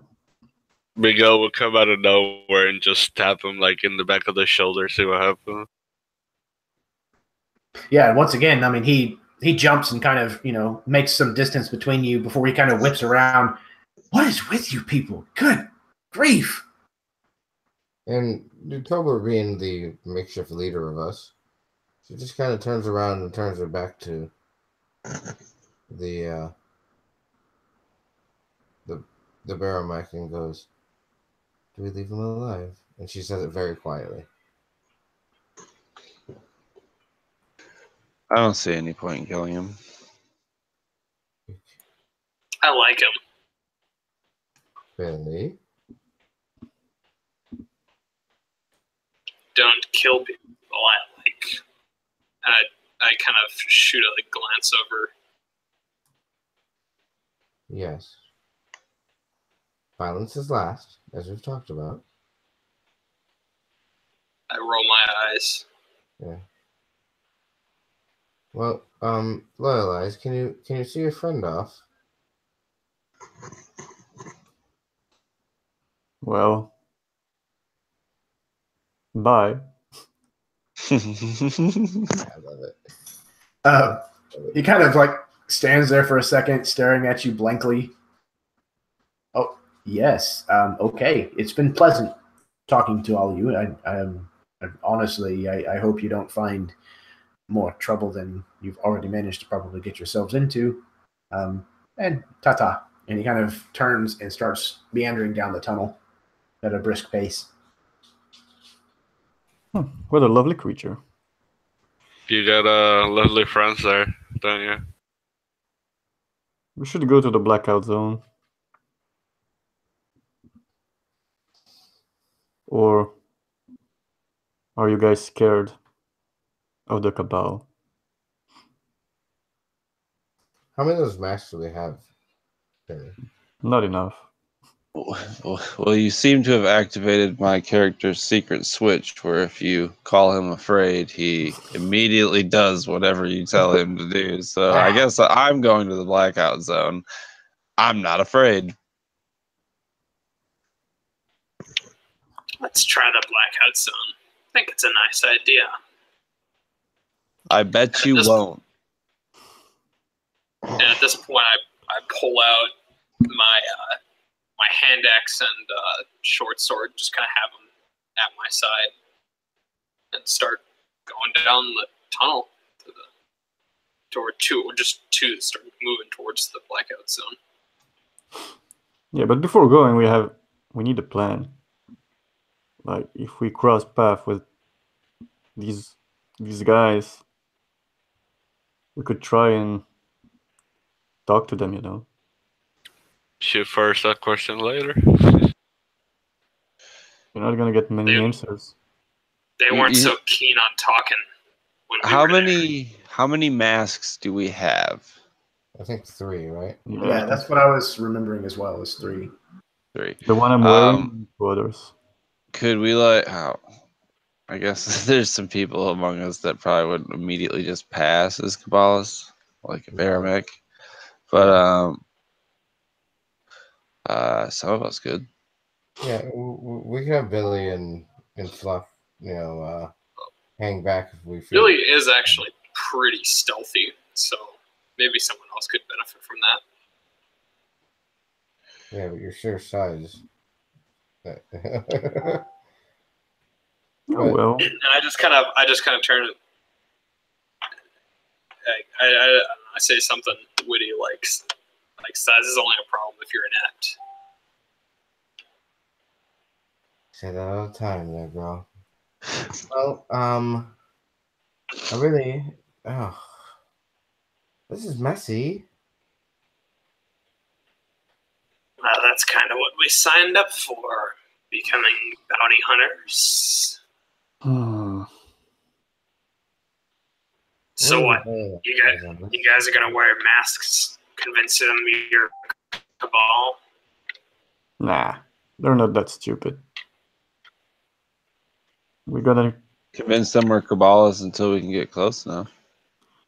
But I think just for the shit of it, like, Miguel's just gonna grab one of the masks and he's just gonna start walking down the tunnel like, you guys talk too much, let's go. I see him walking off and I agree with him. We should go. Even if he didn't say anything, but we'll be fine. Plan's getting away. Punctual as ever, Miguel.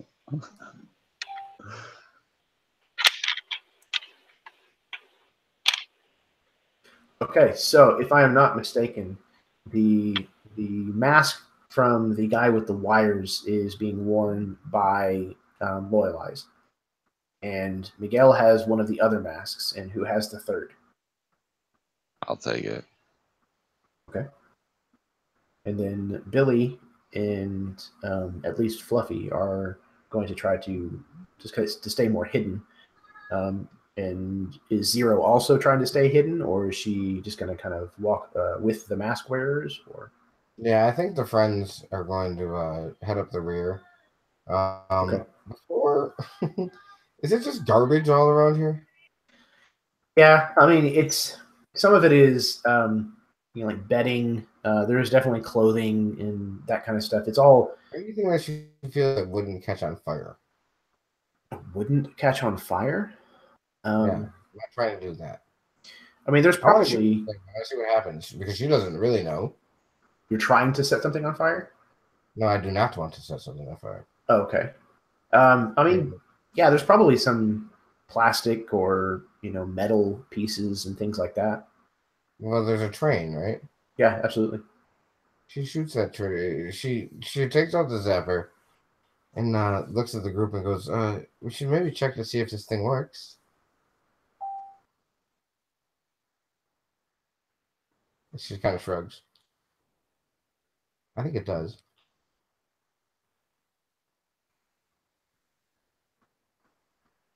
Okay. Yeah, it doesn't seem like anybody's. And she takes a moment, kind of aims in on a large piece of metal that's kind of made at the side of the train, and discharges the Zappa. Okay. Yeah, whenever you point it, you switch off whatever safety it has or what have you, and then pull the trigger. this streak of magenta kind of shoots out of the end of the barrel and kind of makes this almost kind of noise and impacts the side of the train car, this kind of rusted metal, and punches a hole in it that's probably the size of a dinner plate. The edges of it are almost like kind of glowing red hot for a moment as the energy has more or less kind of melted its way instantly through the metal. Her eyes widen to the size of that dinner plate. And she kind of squeals a little bit with excitement. Not bad.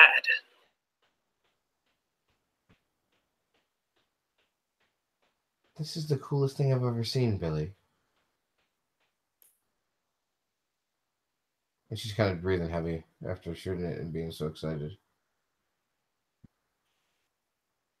Do you want an auto gun? Because I'm not going to shoot anything else ever again in my whole life besides this. I don't need guns. Does she... all right. Now, after shooting it, does she get the impression that it's like unlimited, or does it only have so many shots? Again, it has no place for ammo in it at all. So it seems as though it's, at least within reason, unlimited. Yeah.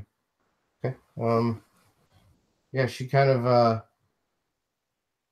it's a bit bigger than the handgun that she had before, but she fixes it to her side and walks forward with Fluffy in front of her, following the group of three that are kind of making them look themselves as if they may be Cabal. And as our 6 intrepid adventurers start to head down this kind of long, dark, rather large tunnel system, we are going to go ahead and take our 10-minute break here.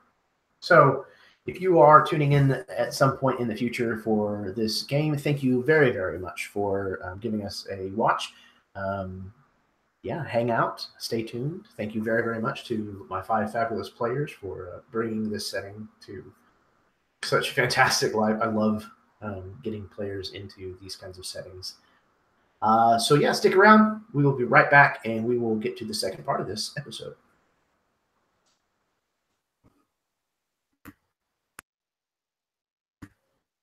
Oh my god, this gun is so cool.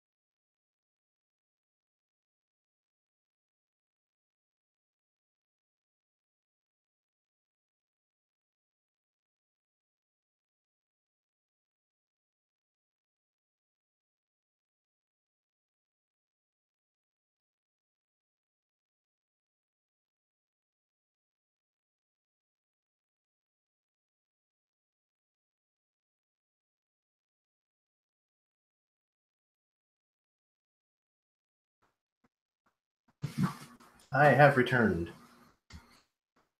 Once again, thank you everybody who may be watching this at some point in the future. I never.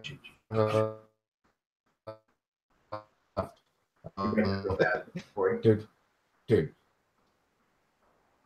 you gave me a crazy weapon. I gave you what, a crazy weapon? To be fair, I gave it to the group at large. You guys ended up deciding who it went to. So if anything bad happens, that's totally on you guys. I ended up with a crazy weapon. Miguel would have taken it, but he lost his pistol. That's his baby, so. Mm-hmm. Yeah, I mean, and you guys didn't want to have anything to do with it after I, might have shook down a little girl. Whatever. Yeah, the first short campaign that I ran in this setting, pretty much all of the magic items were things from the 1980s. Oh, that's cool. Oh, that's cool. They found a hoverboard. Oh, wow. It operates as a shield, but then it can also be used as a hoverboard. They found a set of power gloves, like the Nintendo Power Gloves, that enhanced magic or astra usage. They found it was a keyboard guitar that you could like basically play these riffs that basically had like an area of effect. There was all kinds of weird, crazy stuff, but cool. It's a lot of fun to come up with stuff for this setting. Yeah, I really like that theme. That's cool. Mm-hmm. I'm definitely a child of the 80s, so I draw a lot of inspiration from it. And no, to answer your question, Jose, I have not seen Ready Player One yet. I've heard pretty good. You gotta say it was great, but it's like that. They have a lot of like old school game stuff in it. Mm-hmm. I've heard a lot of people tell me that it's definitely something that I would enjoy, so I need to check it out. I don't go to the movie theater very often anymore. I used to go all the time, probably once a month at least, but the last probably 10 times that I've gone have just been very I guess I'm getting old. People talking through the movie or answering their phones, taking pictures all during the movie. It's just really it's the kind of shit that annoys me. So gotta go early in the day. Yeah, right. Yeah. I worked in a movie theater, and once you see a movie theater with the lights on, it ruins it. So yeah. Well, it's just I worked at a movie theater when 50 Shades of Grey came out. I don't know if we want to continue that story. Yeah. I don't know where are you going with this? There. No, you can figure it out from there. Yeah, that segue is headed for the edge of a cliff.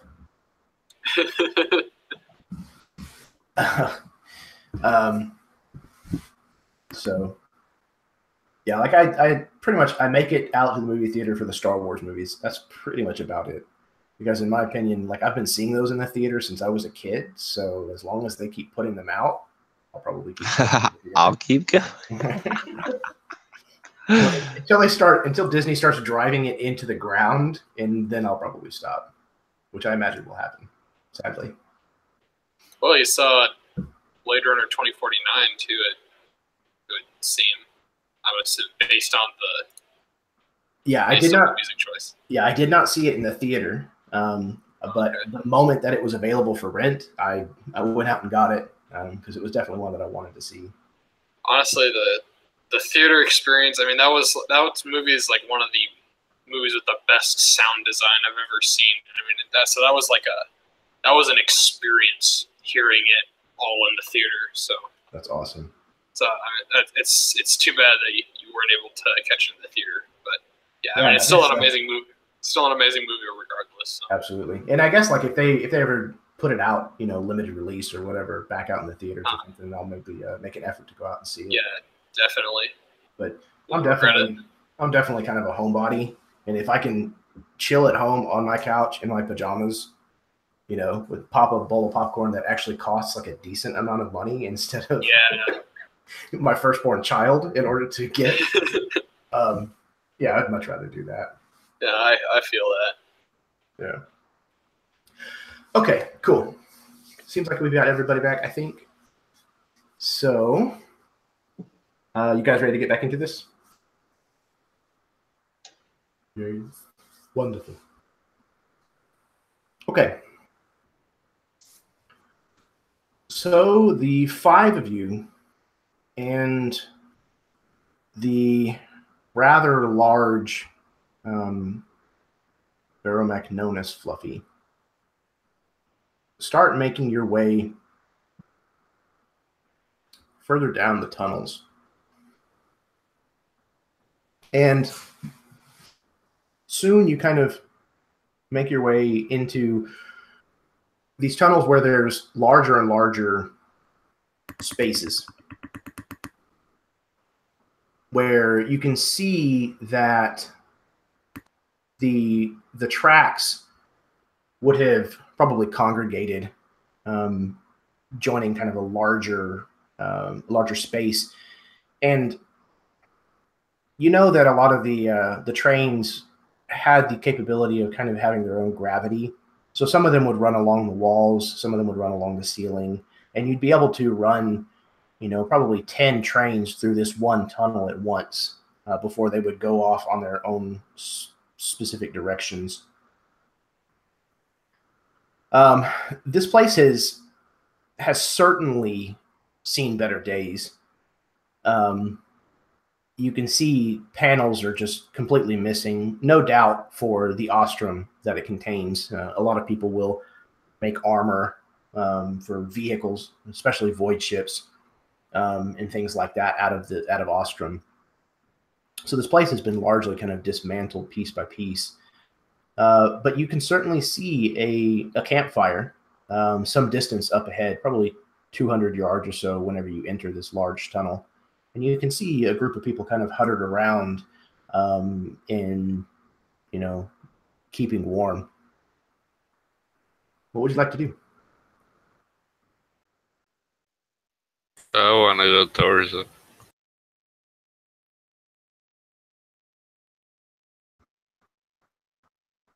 So the 3 of you with masks are approaching while the rest of you are kind of hanging back. With the plan? Yeah, I'm going to try to stay hidden. Okay. Kind of spidering up against the wall as I normally do. Okay. Yeah, those of you who are trying to stay hidden can roll stealth at advantage. Again, keep in mind that if you have heavier armor, that it would cancel out the advantage. But there's a lot of stuff to hide behind here. You know, pieces of things, discarded subway cars, just piles and piles of stuff. So it's definitely not super difficult. It's good that we're rolling on advantage because the first die roll was a crit fail. So that's a modified 20. Okay. Excellent. I imagine maybe I fit myself in between some of those, like the grates in the wall. So something like that. Just a crevice. I'm just kind of crawling along. Yeah, you kind of find, you know, one of these long ruts where a lot of this paneling has basically been removed in a kind of a long strip, and you're basically kind of hunkered down in between the old panels, just making your way along. So yeah, again, not taking cues as she should. She doesn't really do that. All right. Okay. But she has stayed back. Okay. About how far are you hanging back?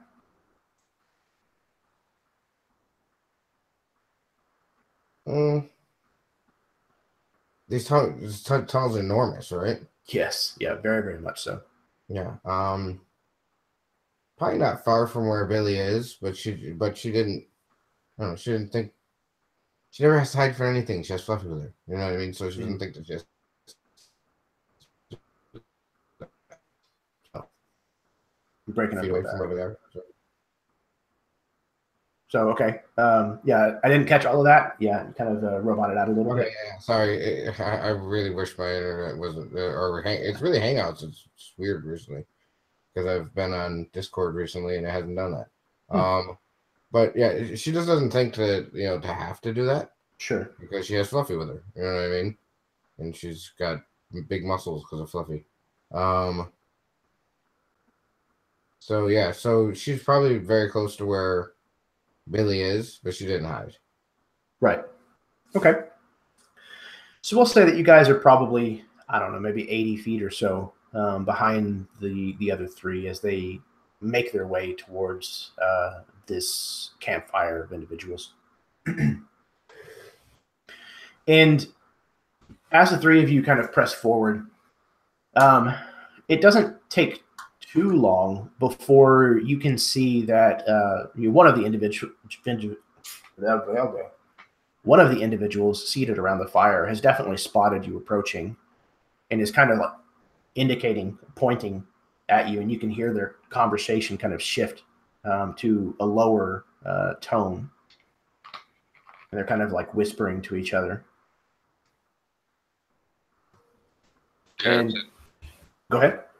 I don't know. You go ahead and then I'll say. Okay. And as you get probably, more or less within the light of their fire, you can see that they're kind of straining in the dark, kind of trying to get a good look at you. And about the time that they are able to really see much detail about you, they kind of stiffen up and they all jump to their feet and start to scatter like cockroaches. Damn, I wasn't expecting that. Okay, I want to try to run at the nearest one and see if I can tackle him down. Okay. Yeah, make me... We'll call that a... call it an athletics check.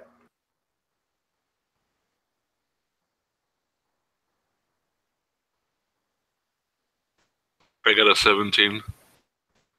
Okay. Yeah, this guy tries to run, and he's actually pretty light on his feet. And he also seems to know the terrain, this kind of uneven flooring. And at first, he's starting to use that as to his advantage. He's making sure to kind of put these large pieces in between the two of you as he kind of tries to get away. But he makes one fatal error and actually steps on a piece of pipe that rolls under his foot. And it slows him just enough that you're able to kind of reach out and grab a hold of his clothing kind of by the nape of the neck kind of thing. And if you throw yourself into him, he absolutely topples over. Cool, that's the plan. Yeah, he kind of collapses to the ground, kind of, ugh!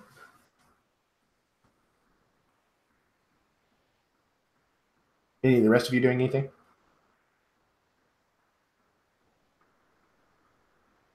I'm going to just try to get closer to Miguel without revealing my position. Okay. Just kind of stalking forward more. Waiting to see why Miguel did that. Okay.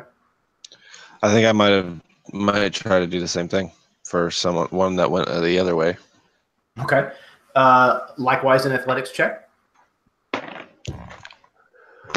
Whew, 6. Okay. So you dash after one of these other individuals that cut another direction. And he very much is trying to do the same thing. He doesn't seem to be quite as agile as the other individual. However, he is agile enough. Much more agile than me. Yes. And unfortunately, Tolbert kind of steps on one of these kind of panels and realizes that it's actually not still bolted in place. And when he does so, it kind of, his weight causes it to tip up into the air, and you just basically tumble sideways and kind of land onto the ground. And by the time you get up and look around, this guy is gone.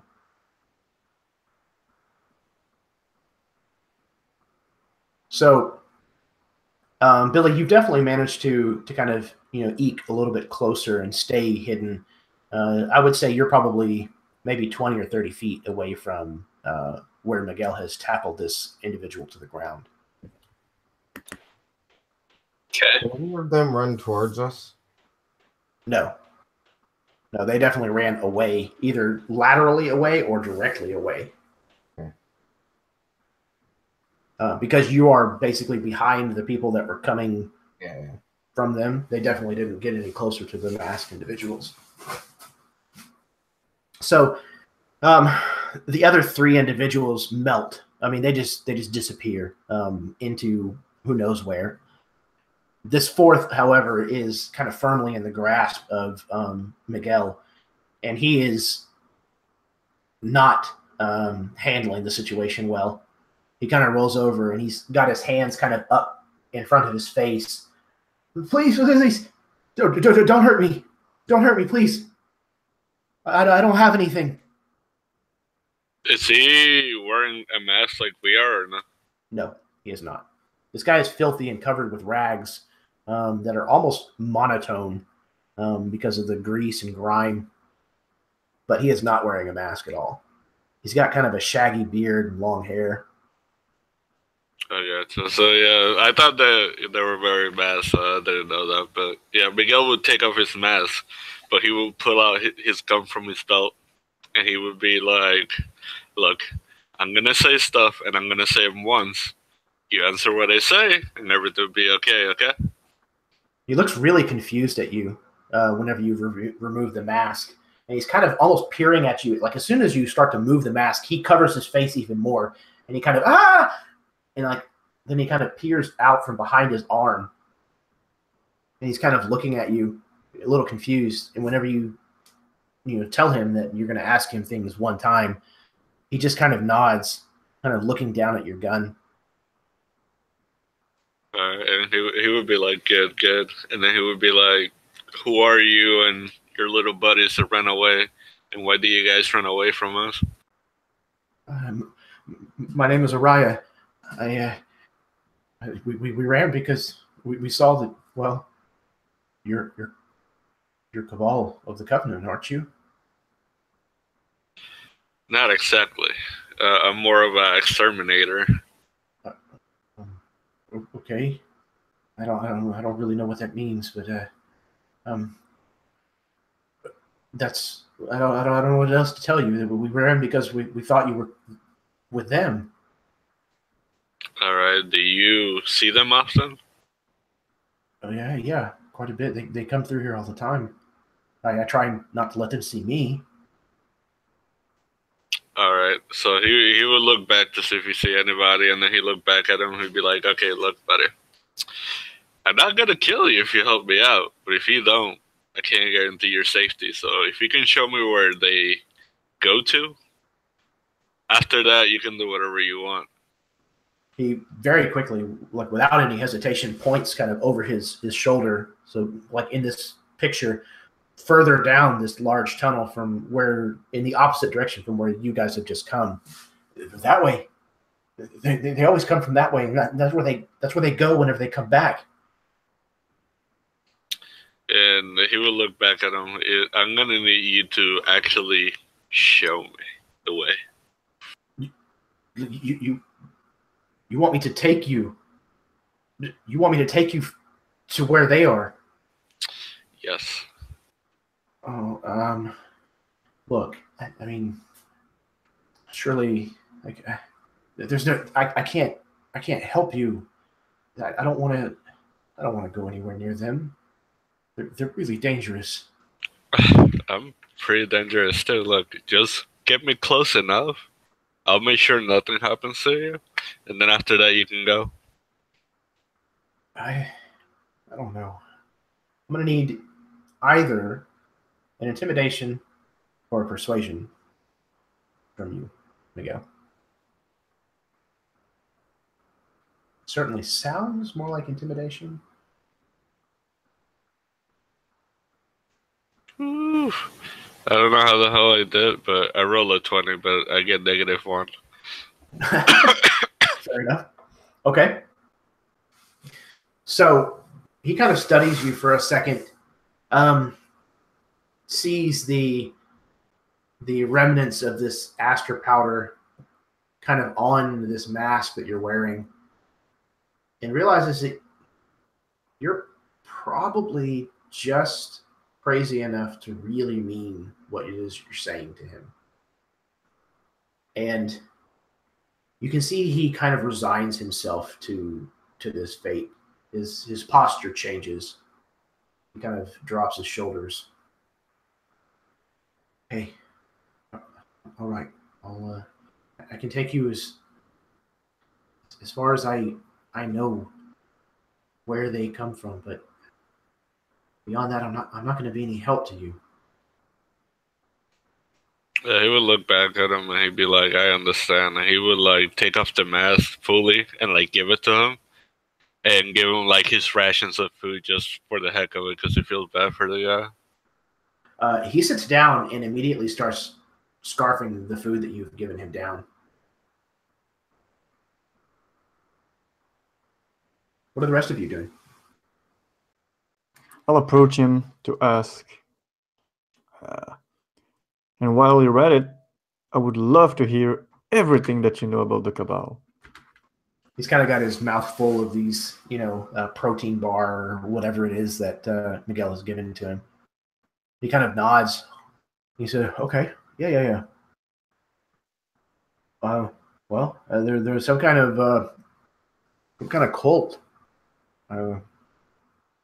I don't really know. I don't interact with them or anything, but they've a lot of people have disappeared from the tunnels, and I don't know if they're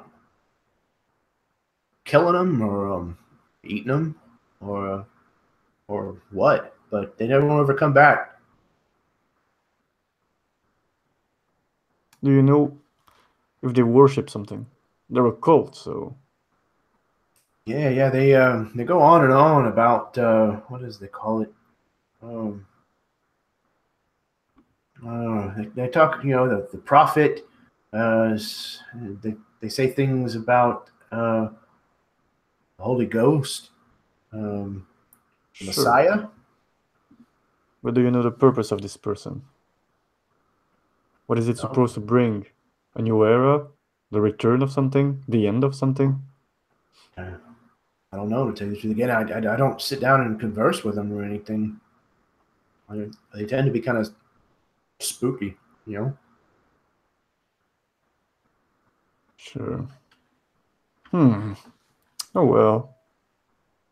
And those people that they take, do they take them not willingly, I suppose? No, not usually. Most of them, they kick and they scream, but a lot of the ones who fight just, they end up dead. This is good. I'll turn to the others. I think I have a plan. We might approach them faking that this is our prisoner. And we're taking him to do whatever the fuck they do to these people. No. What? No, I don't know. I don't, like I said, past a certain point, I don't know where they go, and I don't want to be anybody's bait. Come on, guys. Unfortunately, this is not a question. Oh, you gotta be kidding me. There's a glint at the end. My friend, everything will be fine. Yeah, if I live. If you don't, you won't feel pain, so that's fine. Yeah, Miguel would look at Loyal Eyes. He'd be like, "Fuck," because he was trying to help the guy out, and he's doing that. So he'd be like, "Look, this wasn't planned, part of my plan, but if you stay behind me, I make sure you don't get shot. All right?" I think at this point, Tolbert would be like limping up. He like clipped something on his way down. He's been struggling to get over to the group that's like 80 yards away, and he's like, I don't know if we can willingly take this guy with us, this extra baggage. Yeah, your friend, he knows what's going on. I'm extra baggage. I dead weight. I'd slow you down. I don't have any weapons. I don't know how to fight. All right, kid, you're not pushing your case. Yeah, okay. I appear like right behind him, like Batman, and I agree. He's just dead weight. The hell? Then he sees it like 8-foot tall, scary looking bald armored woman standing behind him. You're see, this is the kind of person you need to take with you, right here. Fine, fine. She Not she a bad can be idea. Yeah, I'm just feeling that we're all gonna get killed the way you approach things. I'd like to ask questions before we die. I look to I look to the guy, and he might not work with the plan, but and then I kind of look over to Zero, and I raise an eyebrow. One eyebrow really high in the air. Yeah, like really strangely. And she is just walking up with Fluffy in tow, and goes, and she can see every single thing that he said, because she can read his lips. And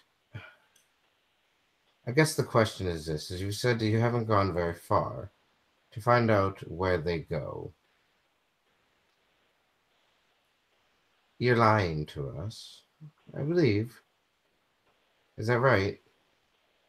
What about your friends that scattered like cockroaches? Do they know? Not to my knowledge, no. None of us really want to go anywhere near it. I mean, it's like crawling into a nest of hornets. Like, why would you even mess with it? I don't want to know what. Sometimes you're the hornet killer. Look, that may very well describe your interesting group of friends, but that's not me and my group of friends. We're not hornet killers. We're not hornet kickers. We don't want any trouble. We came down here to avoid trouble. What was that? Sorry? How long have you been in this tunnel?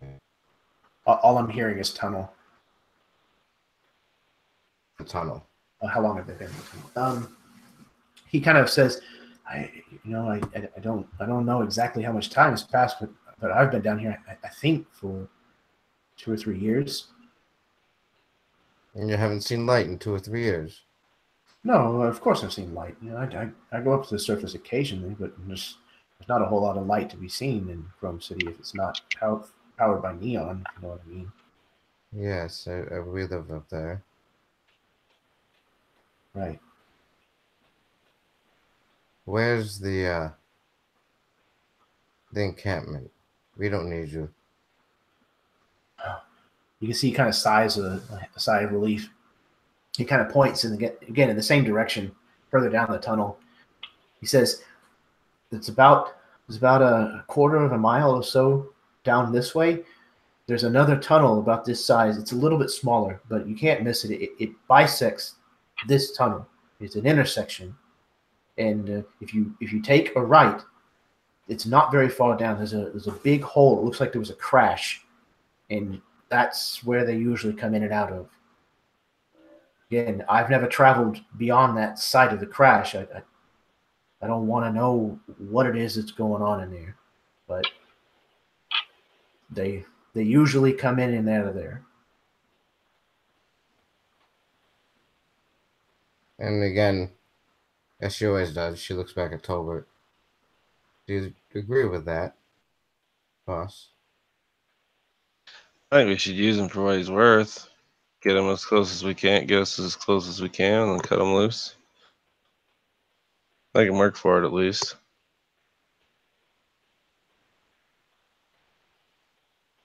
Don't kill him yet, Billy. Kill me? Why would you? Wasn't planning on it. He makes me upset. Oh. Let's just get it over with. Wait. What are we talking about here? I'm tired. It's been voted. I'm tired of waiting. What are we talking about? You're talking about letting me go? You're gonna be fine. You're gonna be fine. Stop whining. You're gonna show us the way, and then we're gonna let you go. And if you don't show us the way, You're going to die here in this tunnel tonight. She shrugs. And Fluffy kind of stands closer to her. And his left arm swings around from like the hand it looks like it is into a blade. You know, I get the point. You know, you really don't have to go overboard with the theatrics. I get it. You know, you're very scary people, and I believe you. Trust me. I plan on cooperating. I don't know how more else I should cooperate with you. I think at this point, Tolbert would like walk up and put his arm around the shoulder, and he's like smoking a cigarette. Let's go find this hole, and like walk towards the direction he was pointing. Yeah, sure. He kind of gets up and he makes sure to collect the rest of the food that Miguel had given him, and he's eyeing that cigarette that you've got, Tolbert. And I'm like not even paying attention to him looking at my cigarette. I'm like monologuing to him about the rough day that we've been having without like too much detail.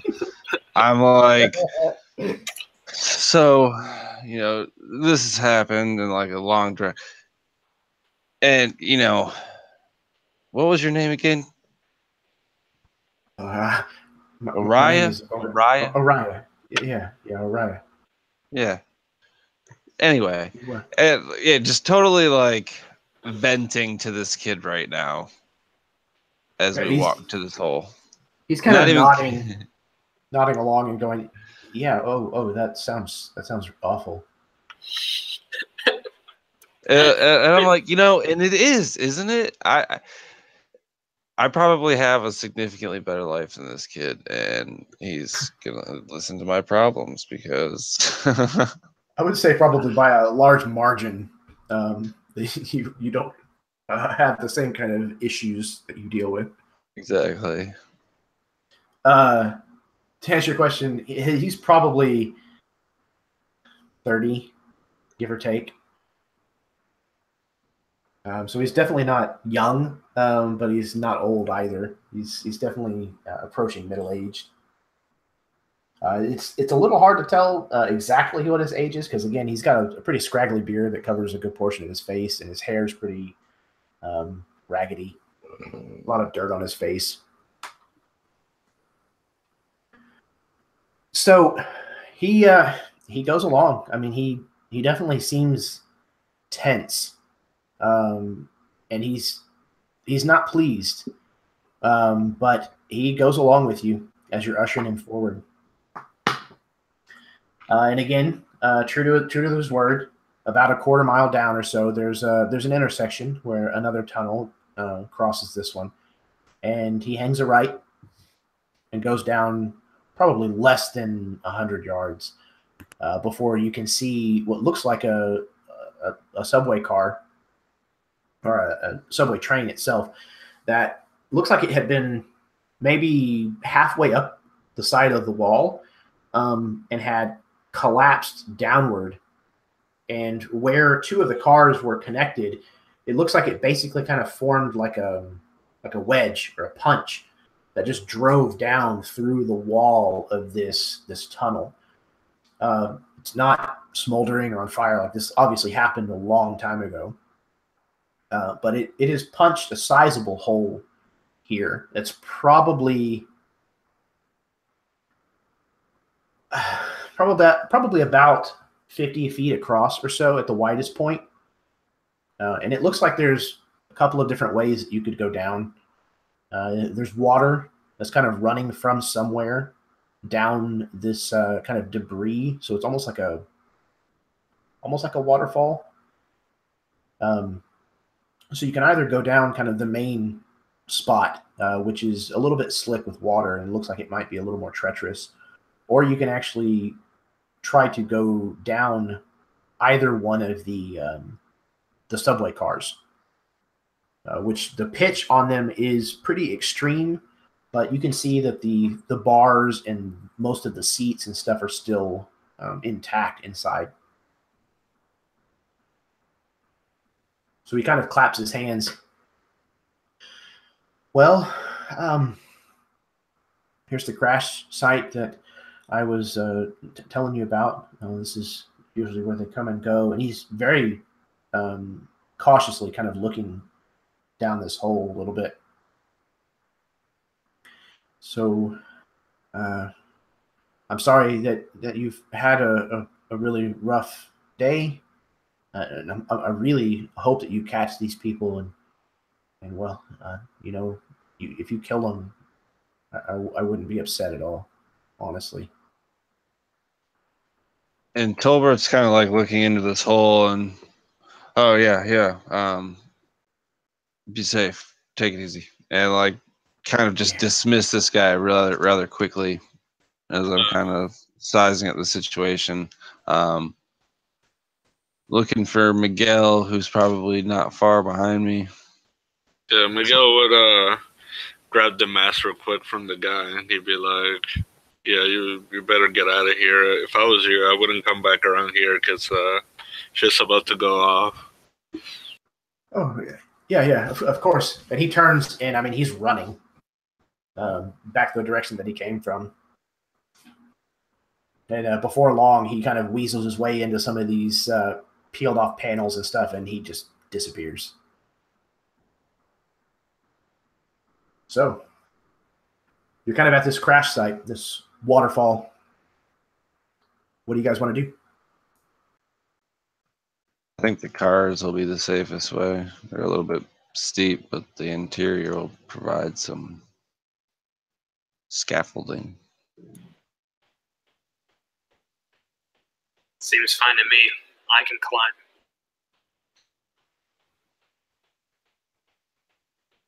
Yeah, Miguel's gonna put the mask back on, and he's gonna follow them through there. Yeah, I kind of think that Zero would kind of hang back and with Billy again and let the three masks go forward. Maybe they can do such a thing.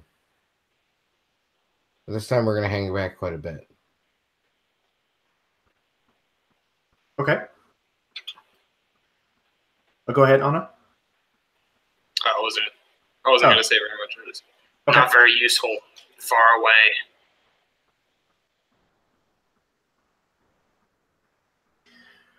Okay. So for those of you who are making this descent inside the interior of the subway cars, go ahead and roll me either an athletics or an acrobatics roll, if you would, please. And you can have advantage on this roll because there's a lot to grab a hold of. And then if you guys intend to go down there even after them, if you are using the interior of the cars, then yes. Okay. And if we do not use the interior of the cars, what does that look like? You will not have advantage on the roll. Okay. Very good.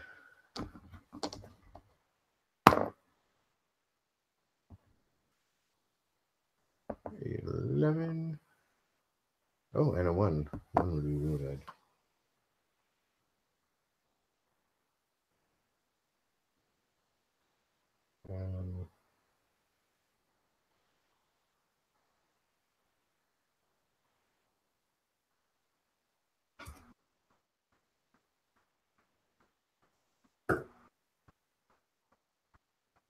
Want me to roll for Fluffy? Yes, if you would, please. Also with advantage? Yeah, if he's going down inside the car, yes.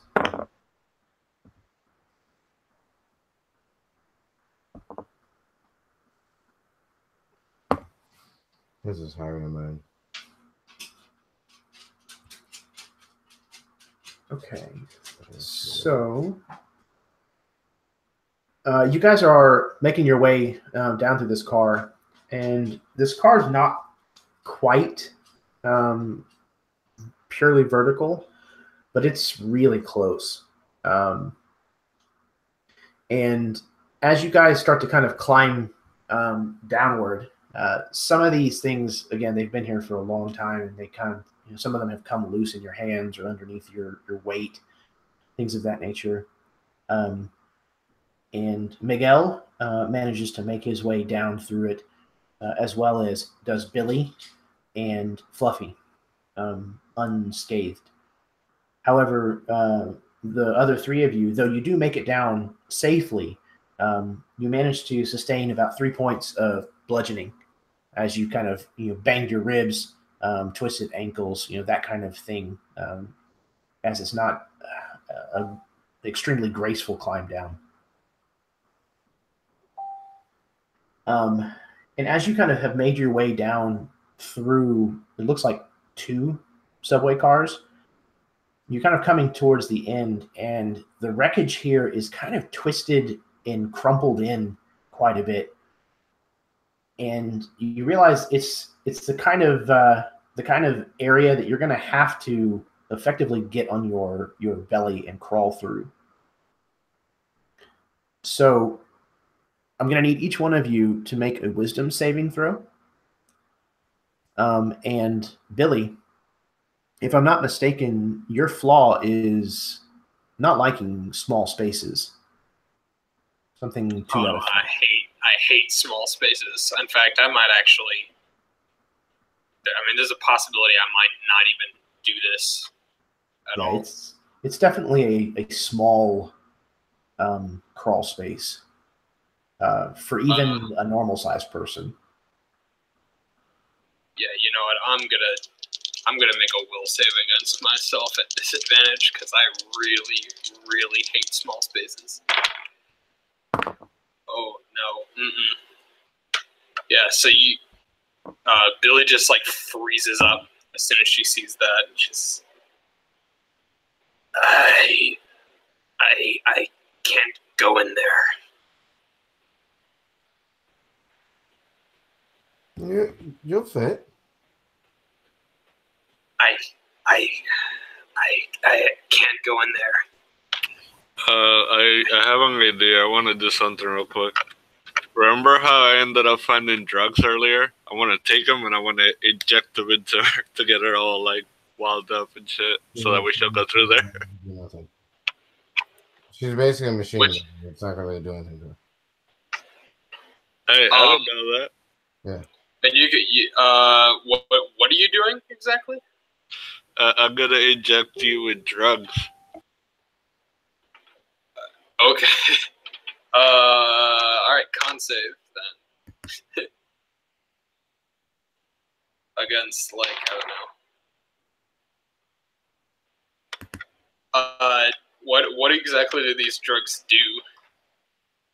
I don't know. We would have to ask Jeremy because he was the one that let me have him when I searched that girl. Oh, okay. Shit. Let's see. What did you get on your save? I got 15. Oh, okay. Well, I would say that whatever effects that they would probably normally have are nominal on you. So probably because of your manufactured anatomy, it just doesn't have the same kind of effect on you that it would have on an actual person. Okay. But yeah, there's probably a slight euphoria effect. But I would say it's not an extreme change. Yeah, I probably hardly notice Miguel shooting me up because all of my pain response is based on sight instead of. So I just kind of I feel like a little bit more relaxed, but I feel better about. I don't know. I'm still very. I'm looking around at it. Is there any other way through? I can't go through that. Can I look around? Is there any other way through this other than this tiny crawl space? There are a couple of the normal exits, the doors on this subway car. You'd have to climb back up to them in order to try to get them open. And you're pretty sure you're probably going to have to force them open because, again, a lot of the structural integrity of this subway car is kind of crunched Okay. She's gonna try that because she's super desperate not to have to go through this crawl space. Okay. So what kind of a check am I gonna need to make? What was the total result of your wisdom save whenever you made it? Oh, that was a critical failure. Okay. So I am going to basically treat you as if it's kind of a condition that's somewhat like frightened, but also somewhat like stunned. Okay. So you're going to need to make an attack roll, but it is going to be at disadvantage. Okay. It'll be a strength-based attack, however. Okay, gotcha. And as she's doing this, the rest of you are basically kind of making your way one by one through this this small space. Yeah, Fluffy doesn't fit. Yeah, I'll get to Fluffy and Loyalize's bit here in just a second. It's 12 on the die. Okay. So are you like kicking? Are you attacking it with a weapon? Are you shouldering it? I'm probably going to just like shoulder bash it like. Okay. So you kind of prop yourself up on like some of these seats that are still remaining, try to get some good footing, and you kind of slam your shoulder into this, and it budges a little and kind of creaks and moans, but it hasn't given way. And like as you do so, you feel that fear kind of well up inside of you, and it's threatening to take hold of your emotional state. It's like there's like a flash around Billy where she's just completely pressed up against glass and is completely submerged in liquid, and she's banging on the glass, screaming, but everything's muffled and nothing can hear. And then she's back in reality, and she's just more freaked out than any of the people I've seen. Is just kind of almost hyperventilating at this point.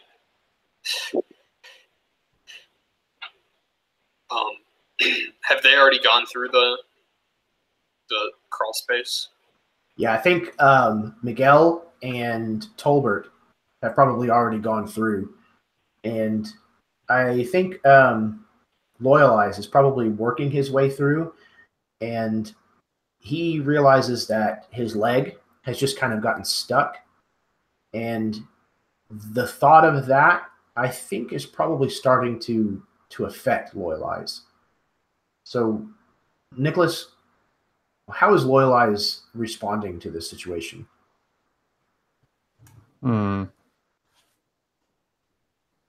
Good question.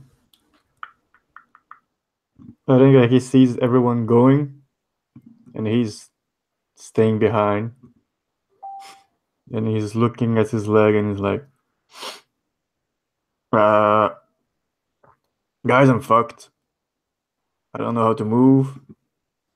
This is not my jam, guys." And I'm like, "Please!" And I start to yell, and I'm thinking that everyone is abandoning me. Wait. No. Come on, I know I don't want to fight, but I'll shoot, no problem. Just don't leave me. This is gonna... We're not in, I would assume that because of the way you said it, Zero is actually the next person in line they're going through. Yes. And she kind of catches up to where he is, because she's not having as much of a hard time, right? Yeah. She's not. I mean, she's definitely. She didn't have quite as easy of a time as the other two, the first two. Maybe something shifted as they went through, but she's definitely making it through. Okay, and if his leg is caught on something, she'd be like, "I got you. You're unhooked." And then she looks behind her, and I imagine that she sees Fluffy trying to go through the hole, and he's just too big, right? Yeah, as a matter of fact, whenever Fluffy starts trying to go through it, there's actually like this horrible wrenching noise, and the whole car kind of like shifts and like drops like a foot. Right. And that wasn't a natural one. That was an unnatural one. It was a 3 minus 2. Just saying. And she feels it move. Huh? And then looks back up at Fluffy and just shakes her head no at him. Go follow Billy. You're a big guy. If this is the end, I regret nothing. What? If we die, yes, we die happy. We have answers. Our life is good. May we pass on. I look at this. Wilbert's probably like crouching down on his like, no. You need, all right, enough of that. Focus. Turn your boot to the side. Zero's got you good. Yeah, you're good. You're good, buddy. Come on. Slide right on out. And she rolls. Is it dark in here, I'm assuming? Yes, very much so. Yeah. And she rolls her the glow stick, the glow rod, sorry, that she still has, and makes it roll up to where Lorelai's is. Okay, just use this. It will guide your way. What is this? It's the light source we've been using. Really? Just keep crawling. And she's kind of annoyed now. Pushes him on the butt.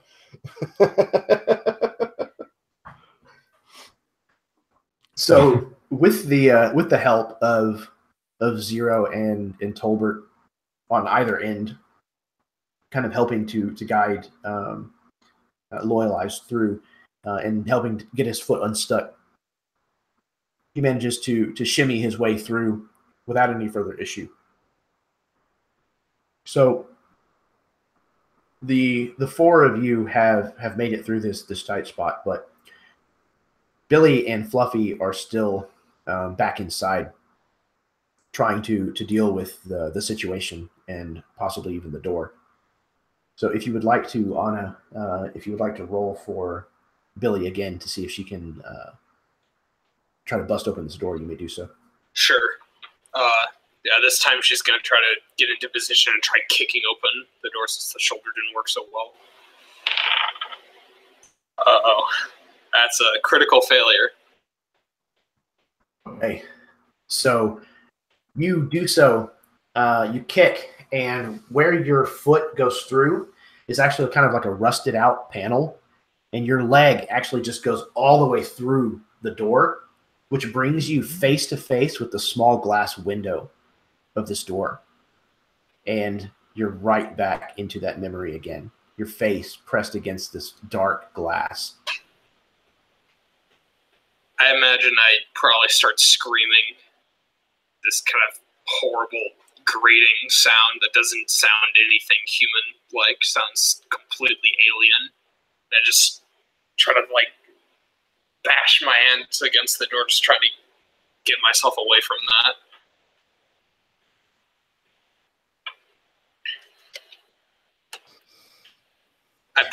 I'd turn around and just kind of in a panic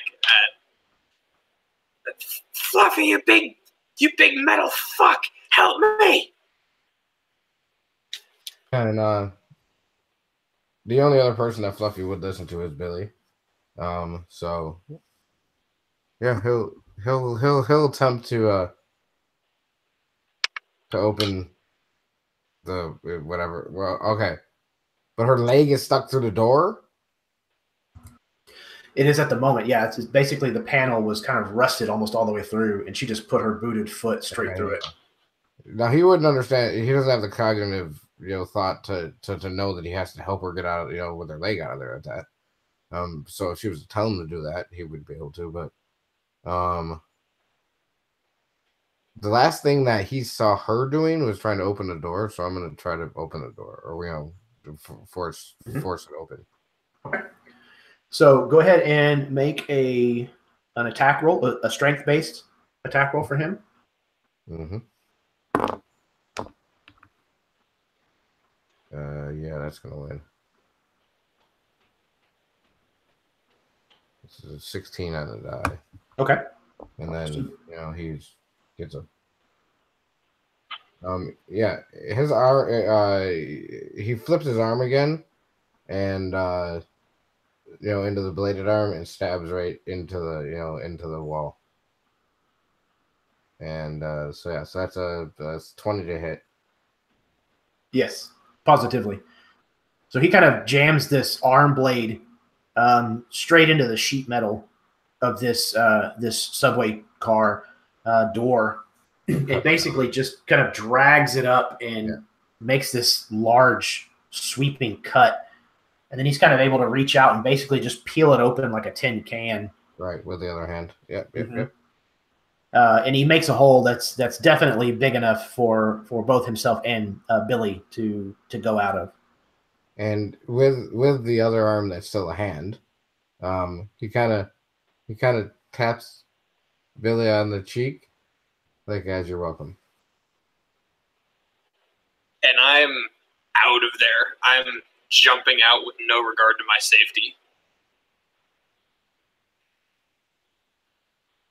Yes, you basically kind of jump out and you fall maybe another 10 feet or so into this place where the water has kind of come down from this somewhat waterfall and has kind of hollowed out a little bit of a depression. And you basically just feet first straight into this water. And it slows your fall enough that, though you touch bottom, it's not enough to cause any injury or anything like that. And very quickly, you're able to kind of come back up out of this water. And I mean, the water's not exactly great. It's got oil and all kinds of good stuff in it. Honestly, frankly, the water's freaking me out too, just for the same reason the enclosed space was going. So I'm just like the metal Terminator at the end of Terminator 2, just screaming incoherently, trying to get to shore. Making these like, and I'm gonna try to swim to shore unless I can walk in this. Or is it like a? Yeah, you can absolutely kind of swim over towards the edge and climb your way out relatively easy. Okay, I do that, and I'm just like on the ground, soaking wet, just breathing super, super heavily, and just like shaking. And I just kind of fall over on my back, and I'm just like taking a second to collect myself. Yeah, so Fluffy doesn't freak out like that. He just gingerly climbs down the outside of the car, and tries to avoid the water. Not that he, I don't know. He's a beast that lives in a place where it rains all the time. Getting wet is something new. But he doesn't want to go in the water, or he would be told to not, to avoid water like that, or standing water. It's in his directive. Okay.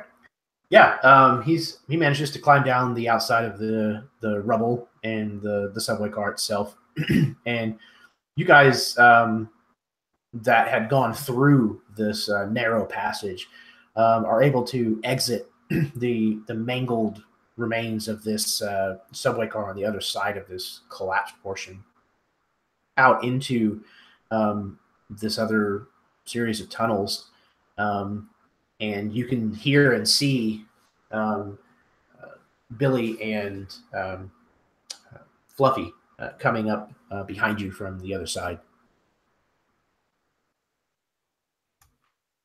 We must have missed a better way to do this. Yeah, I can't believe they do that. Yeah, they're not crazy. We should. But yeah, they must have a different way of getting in. If this kid has lied to us, Fluffy's going to show him how unhappy I'm going to be about that. We'll see. Anyway. Yeah. We don't know where to go next. What do you think there, boss man? What does it look like on the other side of this tunnel? Now that we're out, I guess.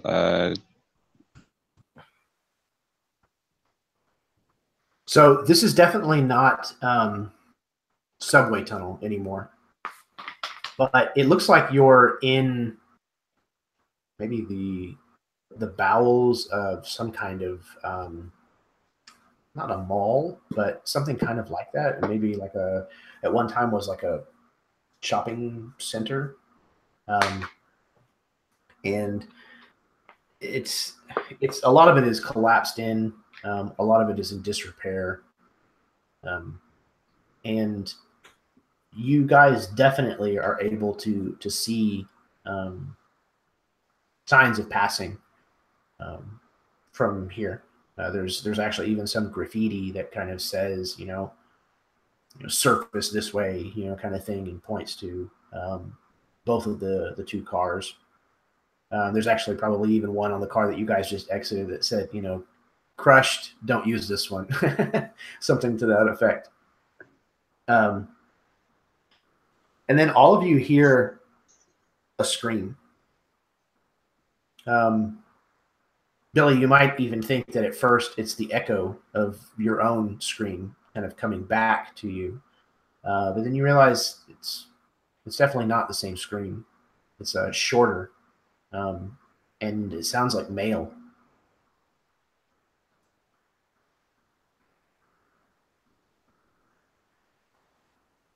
Let's check it out, gang. Yeah, what direction is it coming from? Definitely sounds like it's coming from up ahead on the left. You can kind of see, a fair distance that direction. Lots of storefronts and things of that nature, but you don't see anybody yet. What kind of a scream was it? Like pain? Somebody just yelling? It sounds like either pain or fright.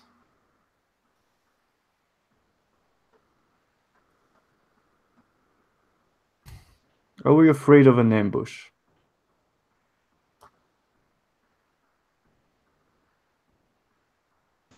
I am scared.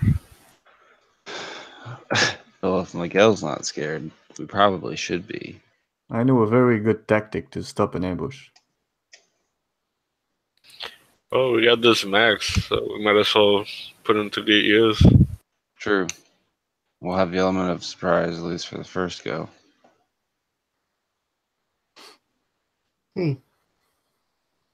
Depending on how crazy we want to go. Fluffy and goes, so, time to do your job, my friend.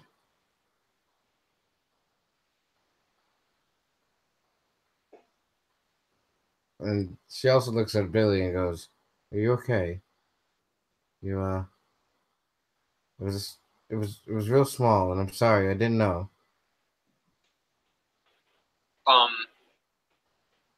Billy just kind of like shakes her head and looks down. And, I mean, only the most perceptive can see her hands are still kind of trembling. And looks angry, right? And and she just kind of keeps moving forward. And I mean, are we stopped? We're stopped. We're kind of anticipating this. Yeah, what do we see though? I mean, we hear a noise, but do we see anything in front of us? As of yet, looking in the direction that the noise has come from, you haven't seen anything. You think you hear somebody coming from down that direction, moving very quickly. I kind of rasp out, "Everyone hide!" And I'm gonna do so.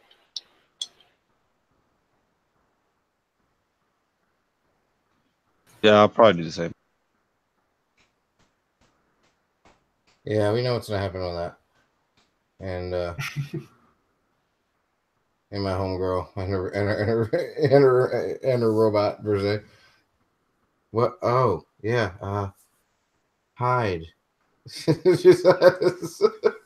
It doesn't. Fair enough. Okay. So those of you who wish to try to stay hidden, kind of slink off to the sides of where this rubble and things is gathered, or where there are doorways, and kind of slink into the shadows. And within mere moments, an individual comes barreling around the corner, just running as fast as he possibly can. And without a doubt, he is dressed as one of the Cabal of the Covenant. Gas mask, hooded cloak, robe. He runs, kind of skids around the corner and actually loses his footing for a second and kind of slides before he kind of scrambles back up to his feet, looks back over his shoulder, and just tries to get running again as fast as he can. And as he's running, he kind of looks from where he's been looking back behind him, kind of turns and looks in your direction. And you can see he kind of stops for a second and kind of comes to a skidding halt as he sees some of you standing there out in the open, some of you with a mask, some of you with not. And he kind of, you can tell by his posture and his body language that he's not sure what to do. And he kind of turns his face towards the exits where these subway cars are kind of leaning. And he kind of turns towards one of these subway cars and starts running for it. Does he have to go past us? Yes, he would absolutely have to go past you. Can I try to reach out, see what he does? Yeah, he's definitely going to avoid you trying to stop him. So if you're going to try to grab a hold of him, you're going to need to make a grapple attack, which is athletics. Would it be possible that I could use my sneak attack for a trip? He's aware of the guy, and I had snuck to the side, so just kind of sticking a boot out kind of thing. Yeah, so essentially, probably like a shove is probably mechanically how we would handle it. Okay. Which is again an athletics roll. Were you also attempting something, Miguel? How does the whole trip thing work anyway? Trip, I think technically is, at least as far as D&D 5e goes, I think is technically something that the Battle Master fighter is able to do. So the special attacks that you can have as a normal character is either grapple or shove. Okay, so you know what? I'm just gonna pull out my gun. Fair enough. And well, I got an 18 on the shove. Gotcha, he got it. Okay. So let's not shoot him yet.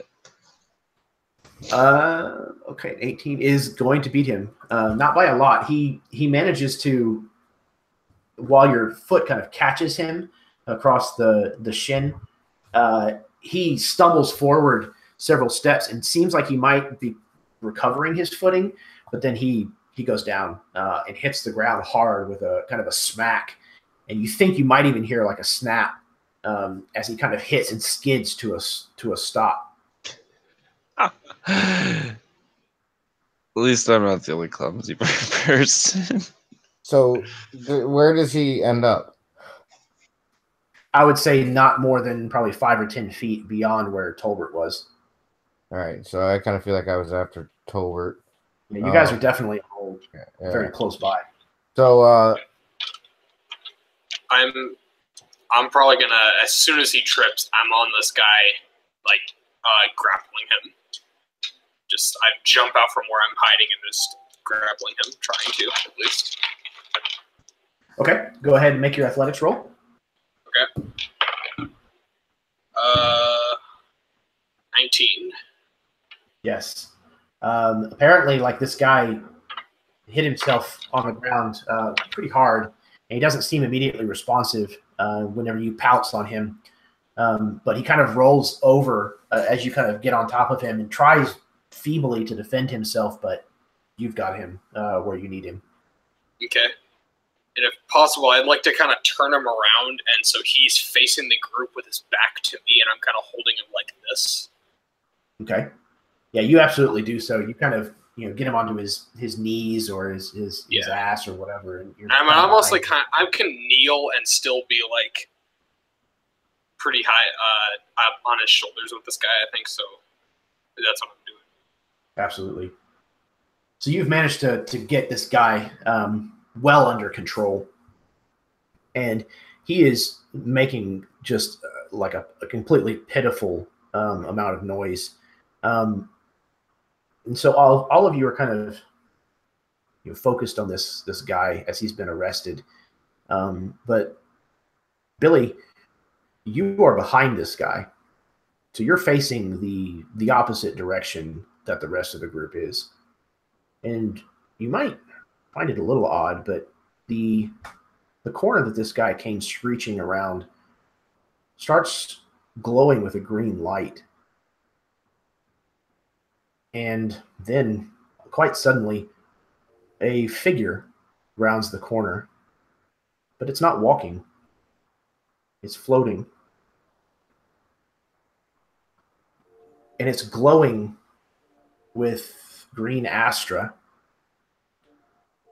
And it has this mask that very much looks like the mask that the rest of these cabal wear. And some of the armor and pieces of clothing are still kind of clinging to this. It looks like a skeleton.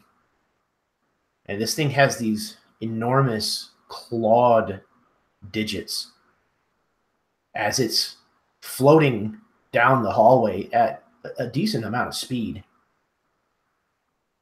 And you can see that this thing has a bead on this individual at first, and it's starting to come down the hall, and it looks and sees the rest of you gathered around and still presses the attack.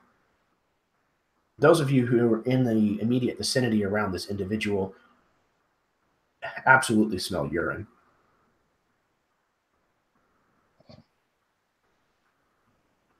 Everyone, if you would, please roll me initiatives.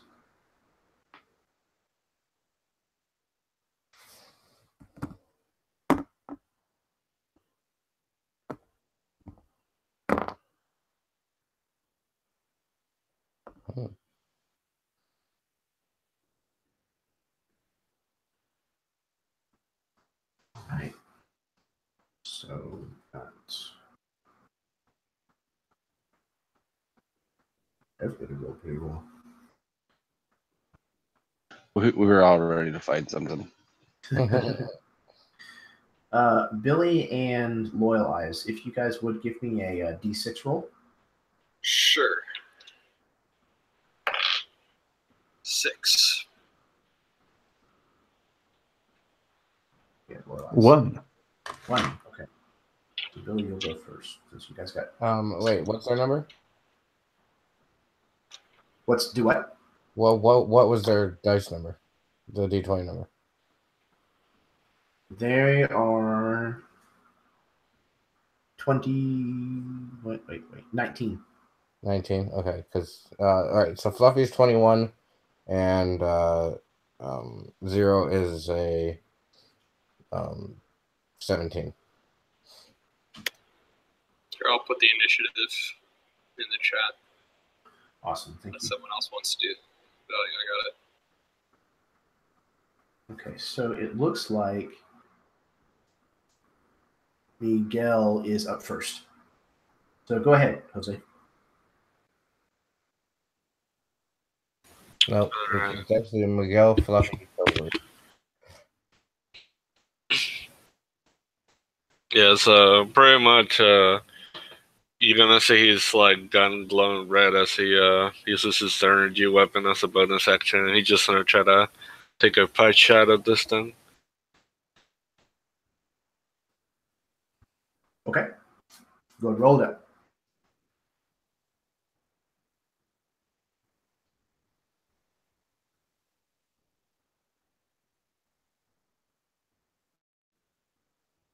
That's 18 total. Okay. Yes, that will absolutely hit. And what kind of damage is this? Piercing. Okay.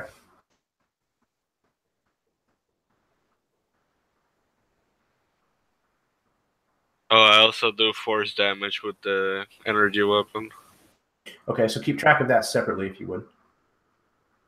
So tell me what the piercing damage is first.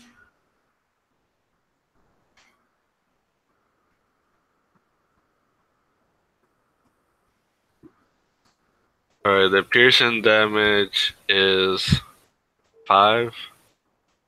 Okay. And then the force damage? That is 6. Okay. All right. So you notice as your shot kind of rings out, the bullet passes through this thing without causing much issue at all. However, the magenta astra that the bullet is laced with kind of reacts to the green astra that this thing is sheathed in, and it kind of causes this almost like this small kind of a lightning storm almost, where the two astras don't seem to mingle well with each other. But it definitely still seems to still come at you. And then you're pressing yourself up against the wall. Okay. Fluffy, it's your turn. Okay, so how far away is this person? It's probably 50 feet, 50 feet? from the furthest forward of you. Yeah, and I would think, okay, so Billy's still holding that guy, the other guy down, right? Yes. Currently. So it all comes from Zero. So Zero looks up to Fluffy and goes, that one dies. And both Fluffy's arms, because he had flipped back to hands, both changed at the same time. And you notice he has one large blade on his left arm, we'll say, and on his right arm turns into a pulsar rifle. And what am I going to do? I am going to have him walk up to the creature on the ground that she's holding on to and stab it.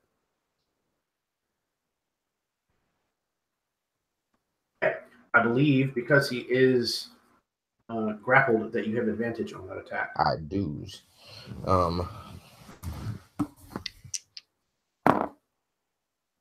That is a lot. 19 on the die. So it's gonna hit. Yes, absolutely it will. And that is 1d6 plus 2. Oh, that's sucky. There's sucky damage. There's only 3 damage. Slashing.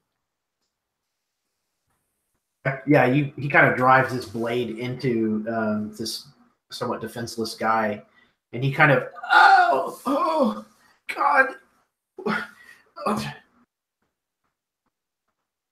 let me go, please let me go.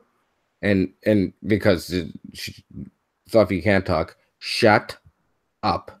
Zero tells him. Okay, Tolbert, you're up. He'd kind of look over to Zero and be like, what the fuck? We're not just killing people. And with that, he would activate one of his mind spheroids and toss it at this apparition. Upon activation, anything within a 10-foot radius of this thing has to make a dexterity saving throw equal to 8 plus my intelligence plus proficiency, which is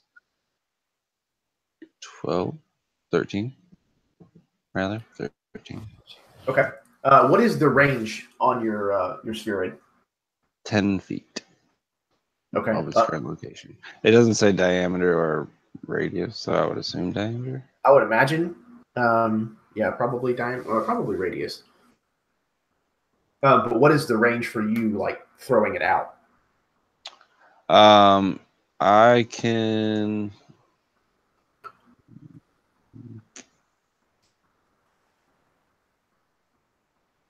I guess it's up to. Oh, it's up. It can be moved up to 30 feet. Okay. So this guy is 50 feet away. Gotcha. So if you want to be able to include Well, him, if that's the case, then I'm not going to activate it because I don't think Okay. these can like operate autonomously. Okay. So do you I'll want hold to- on to that. You want to ready that, like so Yes. that when he Yeah, comes I in will range, just you can then. be readying that. Okay. All right. So you kind of pull this thing out and start the activation process, essentially, and you're kind of waiting, timing, this thing's approach, waiting for it to get within range. Billy, you're up. All right. So now, to my understanding, was this guy that I was grappling stabbed by Fluffy? Yes. Yeah. Yes. Fluffy kind of came up and drove a blade into him. Okay. I am going to, and this apparition skeleton is still far away. So I'm going to. Would I feasibly be able to grab rope out of my pack and just try to tie this guy up so I can restrain him? Yeah, I would say so. Okay. So I'm gonna do that. I'm just gonna kind of take up my some of my rope, like about 50 feet, maybe less, no, maybe 20 feet, and I just kind of tie it around him, and just bind his arms, and then yeah. I mean, do I need to make a check for that, or can I just do that? Yeah, no, using your action to do that would not be anything that you'd have to roll for. So he essentially is now restrained, but he's protesting. No! Don't do that. Let me go, please. Please let me go. I don't want to be here anymore. Shut up. And then I looked to Fluffy and said, "Watch him, but don't kill him. Understand?" And he nods too. And I'm just going, and then with the last of my movement, I'm just going to try to move I'm about 30 feet away from this apparition. Okay. Yes, you're going to leave about 30 feet of space between you? Yeah. Okay, cool. So yeah, you kind of turn and shuffle your way up through this tunnel kind of towards this thing. That brings us to Loyalize. I'm gonna say, well, now we know what they do to the people that they take. I assume. Turn to the guy who's now tied up. Easy to say that you don't want to be here anymore now. Jerk. I'm gonna ready an action to attack in case this creature comes 15 foot away from me. But if he doesn't come at least 15 foot, then I'm just gonna wait for him to come closer. Okay, absolutely. That brings us to 0. So am I to attack that one, Tolbert? Yeah, the ghost-looking one. Kill that thing. And she raises her new best friend and takes a shot down range at the apparition. And I'm going to boost. Well, let's see if I hit, because that's something I can tell you after is hit or not. So should be pretty easy to hit, which it is. It's a 19. 12 plus 7. Yes, that is a hit. Yeah, and I'm gonna boost, so it's 2d8 force damage. Okay, so you will take the point of Astrofade and go ahead and do your 2d8. Okay, so I don't take the Astrofade from. Oh no, it's a 0. It's a 0 spell anyway. So it is usually, yes, but boosting it. But I can boost it. Yeah. Ooh, that's good. That is 6 and 8. It's 14 in my book. It is force damage, right? 14 force damage, sir. Okay, cool. All right.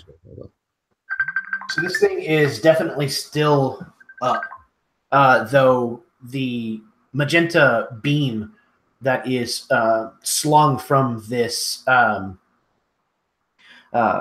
zapper sails through this thing's incorporeal form.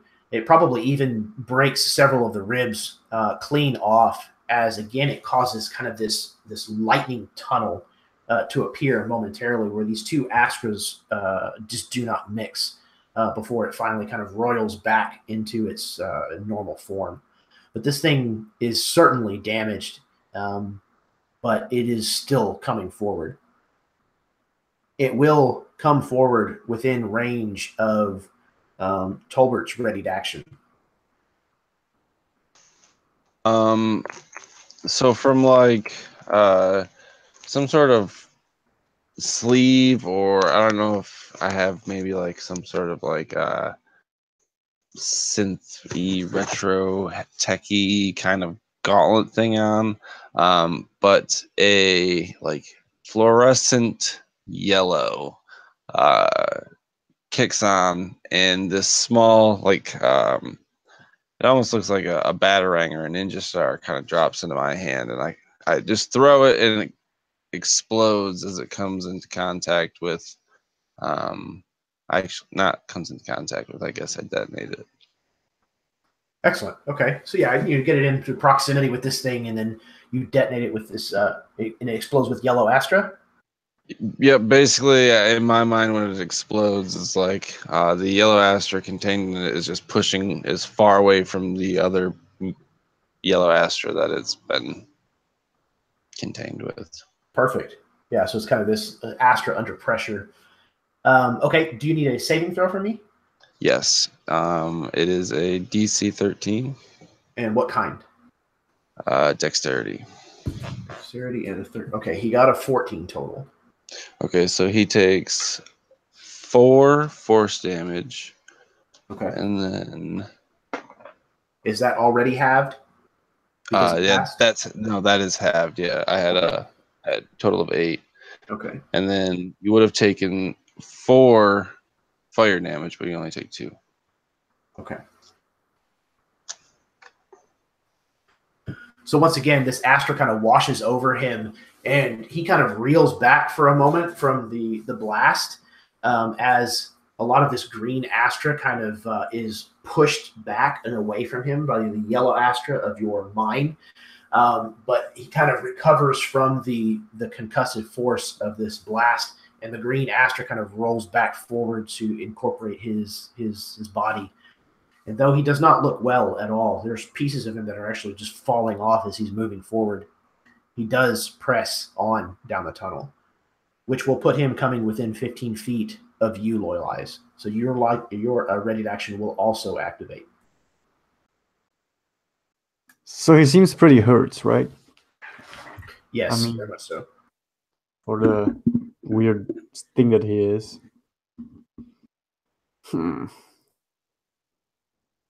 Could I like shoot with my pistol, or would it be like having to draw it and then shoot is an action? Because I was thinking.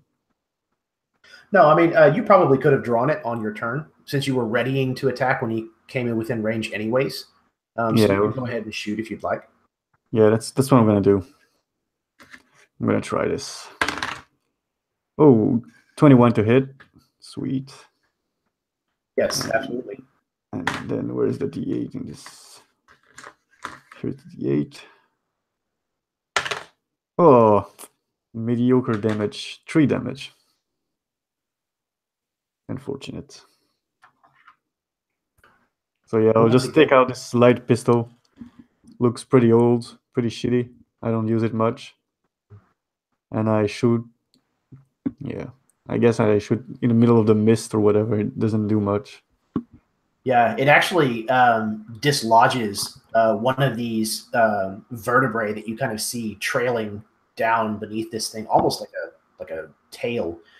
It actually just shatters one of those bones, and the bones that are actually hanging beneath it just clatter to the ground once that's severed. But this thing comes forward even more, and it closes with those of you, or the one of you who is the furthest forward, which might be Billy at this point. I'd say so. Okay. So it closes with you, Billy, and it raises this this clawed hand up and kind of makes this kind of noise as it brings it down towards you. What is your AC? 15. 15. Okay, he hit a 16. So Okay. you feel the cold edges of his claws come through your armor, and this green astra almost like climbs up his hands and like runs into these rivets that he's carving with these claws, almost like an animal. You're going to take holy shit. I cannot believe I just rolled that. No, it wasn't a. I'd already rolled the attack roll, so it's not a crit, but it was max damage. Oh, geez. So it is 18 points of necrotic damage. Oh, geez. Okay. And you're going to need to make a Constitution save. If I'm dropped, do I automatically fail that con save? No. But I would say you're probably at disadvantage. Okay.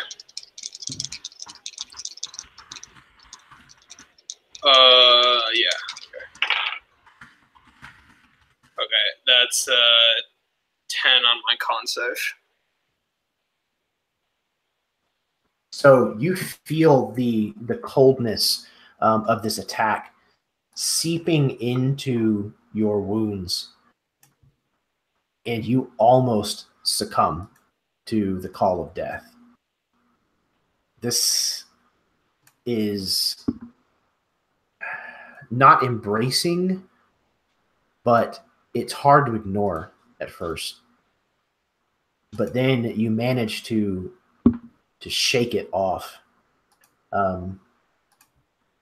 before it manages to take hold of you.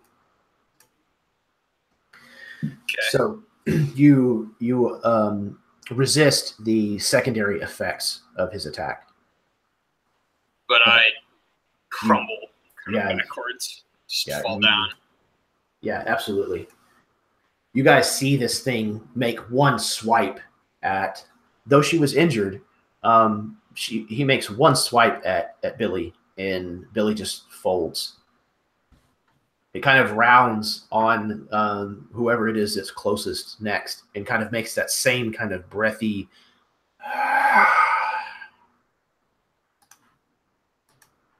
Okay. Miguel, we're back to the top of the round with you. Yeah, after saying this, it's gonna be like, oh shit, and he's gonna aim at it again and take a shot. I'm gonna use the energy weapon thing again. I think if you've used it once, I think it's still active, if I'm not mistaken. Oh, it is? Right. I believe it's persistent. So that was all the first round? Yeah. Wow. Yeah, there's a lot of you. Let me roll. Does 17 hit? It does, yes.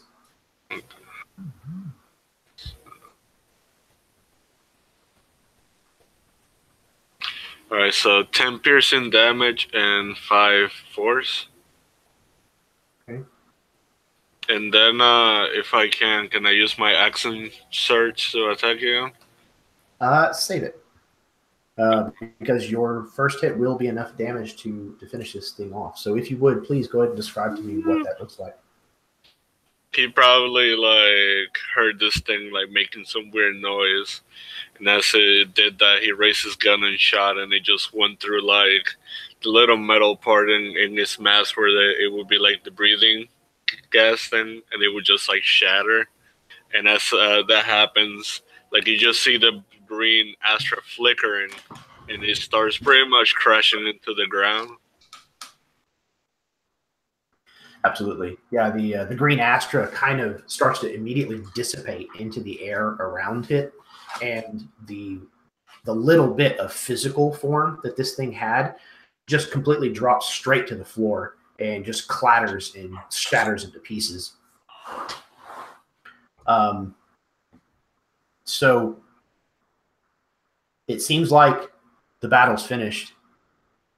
The individual on the ground who is tied up is very busy starting to try to get out of these ropes to get the hell out of here. But he sees that the creature has been defeated, and his fight to free himself lessens.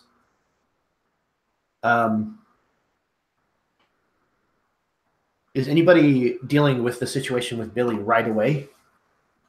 Or are there other things that are going to happen first? Yeah, I would see that Billy drops, and knowing that most of these guys are just killing machines, I'm assuming that none of them can heal people. So I'm gonna take out my spheroid, which looks like a small stone, looks really crap, and I'll throw it at the ground, and it will. I'm thinking like a shockwave, a green shockwave, like it makes like boom, which heals people around it. And it will heal for, I guess, 20 damage, so 20 HP. That's some hella healing. All right, yeah. Yeah, it's my focus. So the green wave hits me in for a second. I just kind of nothing happens, and my eyes shoot open. And and I come to, and I just kind of sit up immediately and look around, and kind of see that the fight's over. And I just slowly get up, kind of dust myself off, and kind of look down at the wounds in my armor, and just kind of run my fingers over it, and then I should look up to Loyal Eyes. And thanks. And then I just kind of walk over to where everyone else is gathered. No problem. Honestly, I didn't know if it would work with you, but well, apparently it did. I'm not that artificial. Can't blame me for not knowing. I guess I can. Ever seen anything like this before? This creature? This thing?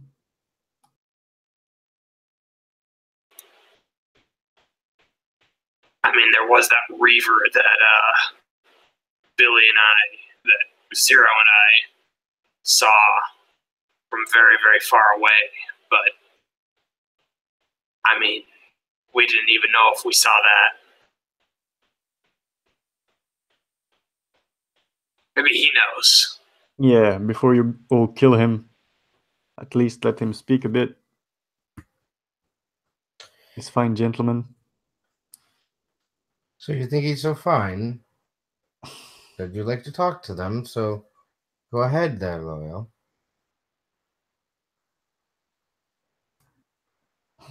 Yeah, I would approach this masked man and ask him the simple question. What the fuck is that?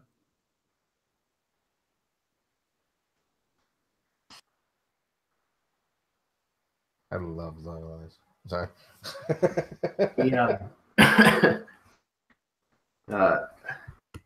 He kind of struggles and removes his mask. And you can see that, unlike a lot of the others,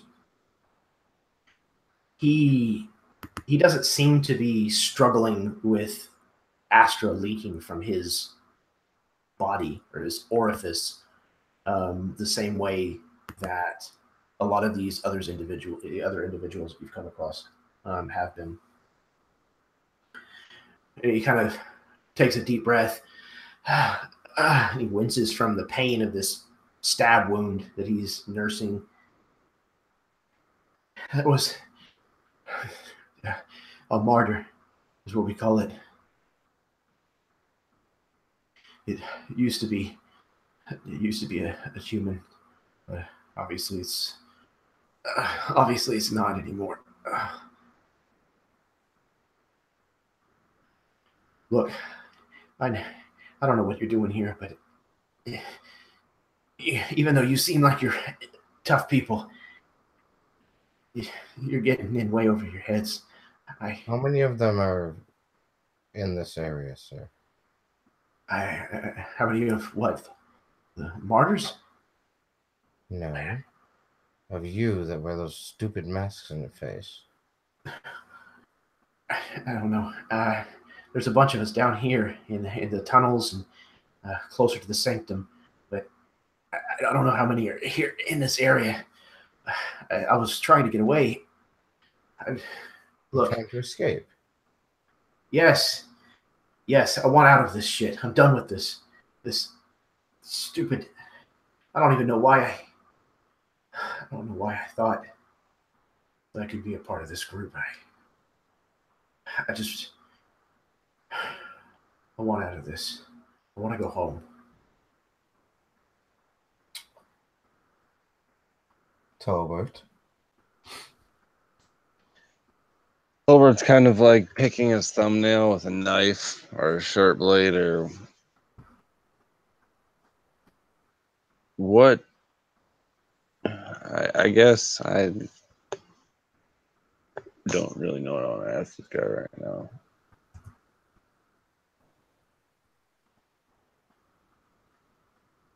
You're not afraid that he may tell someone the way out that we're here? Or do we just go with him and find out everything he knows? Yeah, I mean, he's already bleeding. Tell us everything you got, and we'll see if that's worthy of letting you go. Fine. I'll tell you everything I can. I'm not all that ingrained in the group yet. I've only been down here for about a week, but I'll tell you everything I can. I don't want to be a part of this mess anymore. What do you want to know? The hand that is the blaster turns back into a hand, and Fluffy picks him up off the ground, stands him up. Oh, God.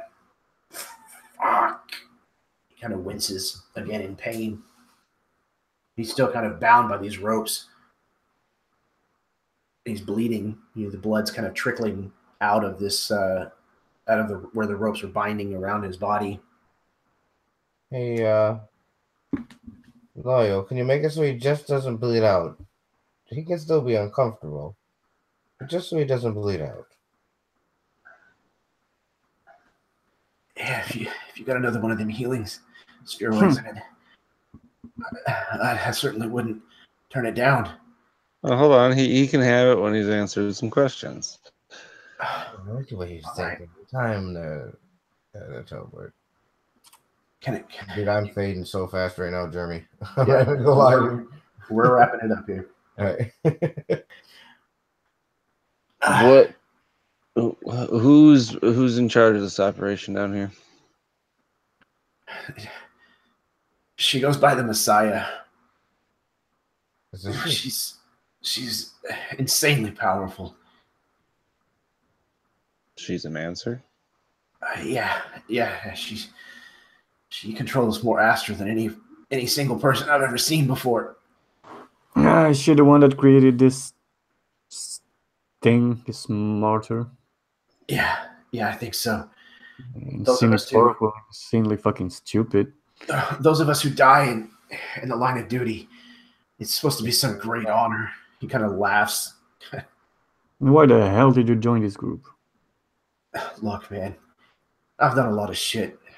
I I was on the bad side of the law. This group, they offered me a home. They said a family, a way to use my talents. Something I could do. Place to hide. But these people, man, they're insane. You see what happens. And he kind of gestures the pile of stuff. Yeah. Question of perspective. Why is she creating this stuff? Created an army. Yeah, that's exactly it. Us, the deacons, the prophet. It's some kind of reckoning. She figures that these people of Crumb State, she figures that they all deserve it. And all of us, all of you, we all deserve to either repent, as she calls it, or perish. Where did she come from? I don't know. She was already here. Most of them were already here. Like I said, I've only been down here for about a week. Have you seen any Inquisitors? Inquisitors? You mean like the people that hunt astra users? Yeah. Oh, like Are there any other Inquisitors? You're from the surface, right? Yeah. I know what an Inquisitor is. I just no, dude. I can't imagine they'd be stupid enough to come down here. No offense. I mean, well, it's their fucking job.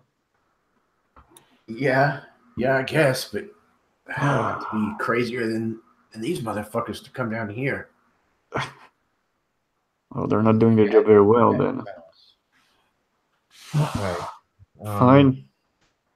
So talking about crazy, Miguel will walk up by him and he would like have his gun like towards him. He'd be like, "So, before you leave, I need you to take off all of that, leave it in the ground." Yeah, I'll gladly. Can you untie me? Yeah, and leave the mask. Yeah, I'll leave you the fucking mask. You can have it.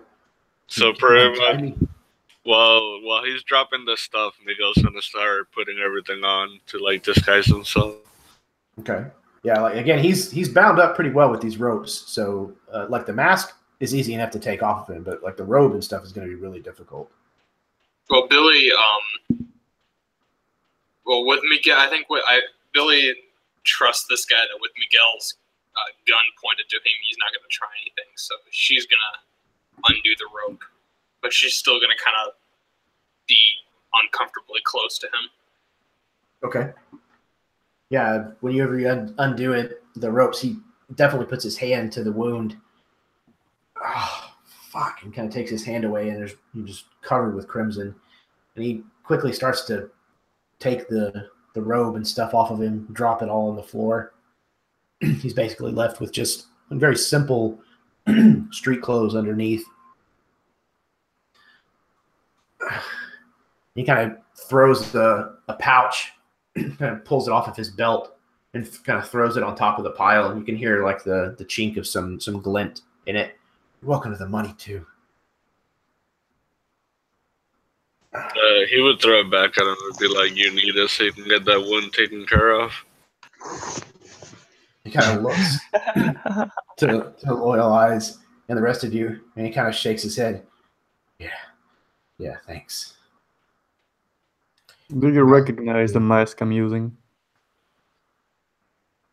Yeah, I mean, there's a lot of different kinds of variations. You know, it's all kind of piecemeal together from stuff they find. But I think I've seen it around. Looks like. Where can I get those cables? Oh, you took it.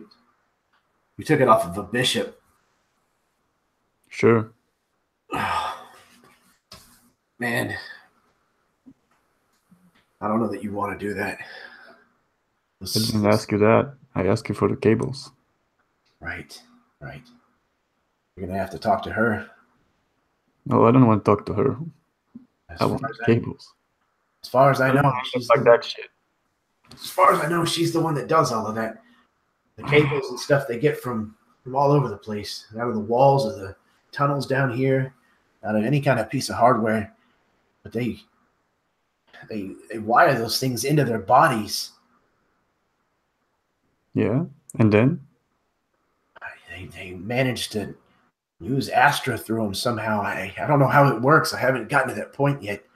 But supposedly, if you're devout enough, if you walk the path enough, they'll let you become one. But no, thank you. No fucking thank you. Billy kind of like insensitively asks him, "If I were to kill you right now, would you explode into a bunch of Astra?" No, I'm not that far gone yet. They all leak Astra after a certain point. It's the radiation. You know, I haven't even been inside the sanctum yet. I haven't gotten that sick. That's what I want to avoid. I don't want to. I don't want to get that way. You know, it's not natural. I see.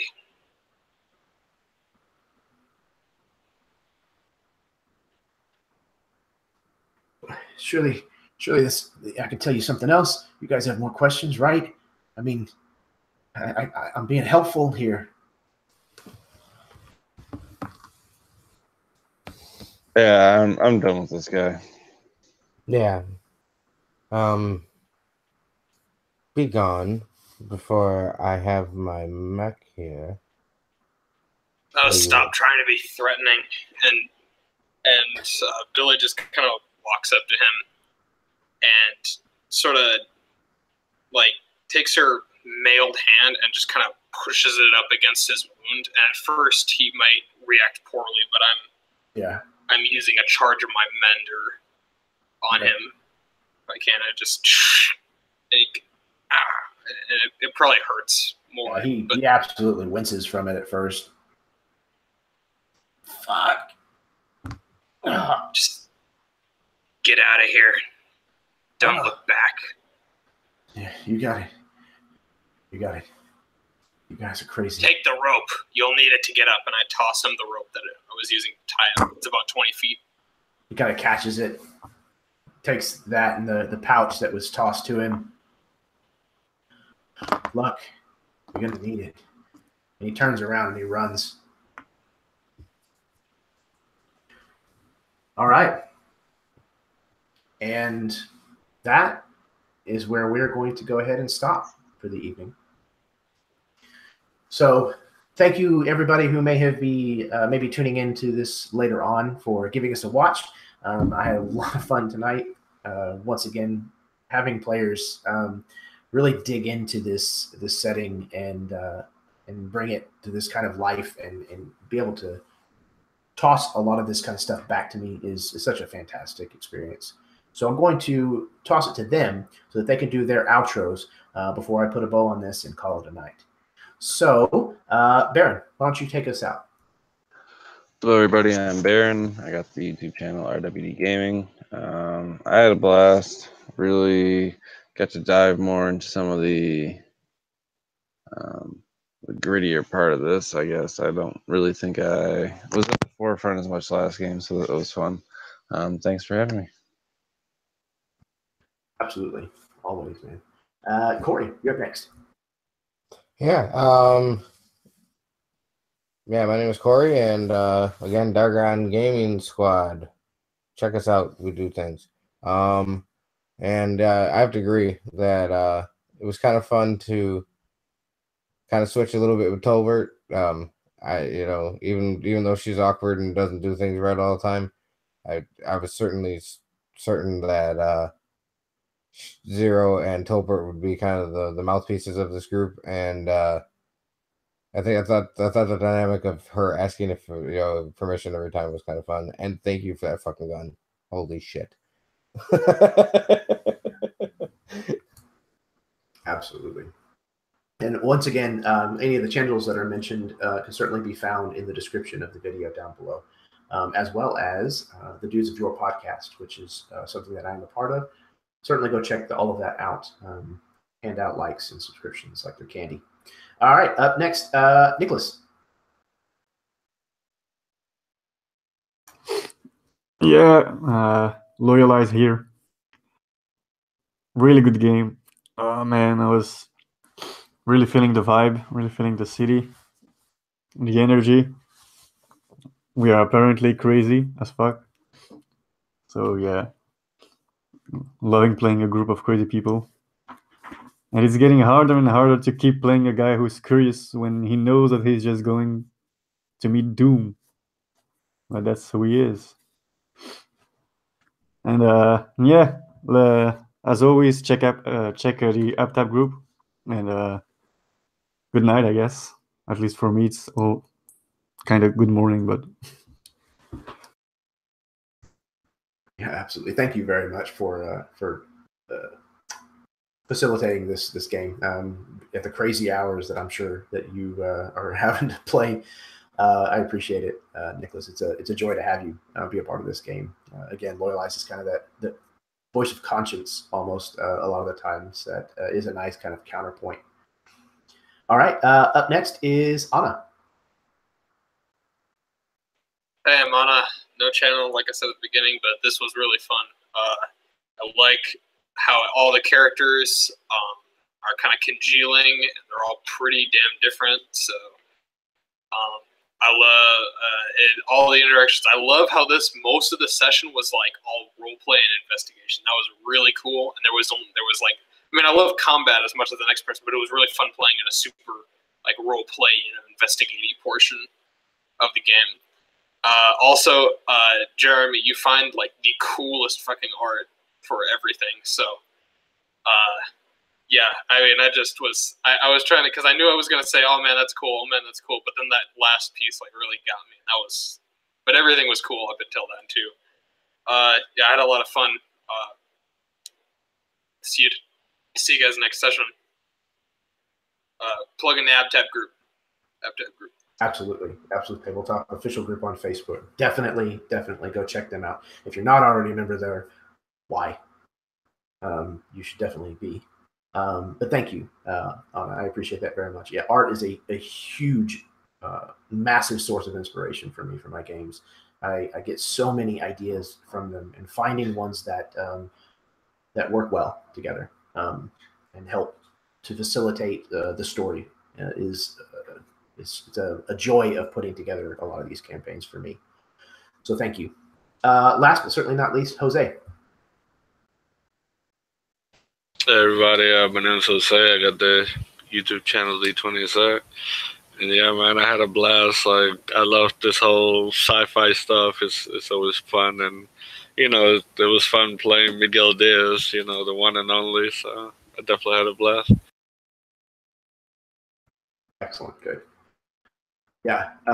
Again, these characters are just a lot of fun, and it's really nice because although you guys are kind of playing through the same story as the other half, you guys go about things in a completely different way a lot of the time, and the characters feel very different.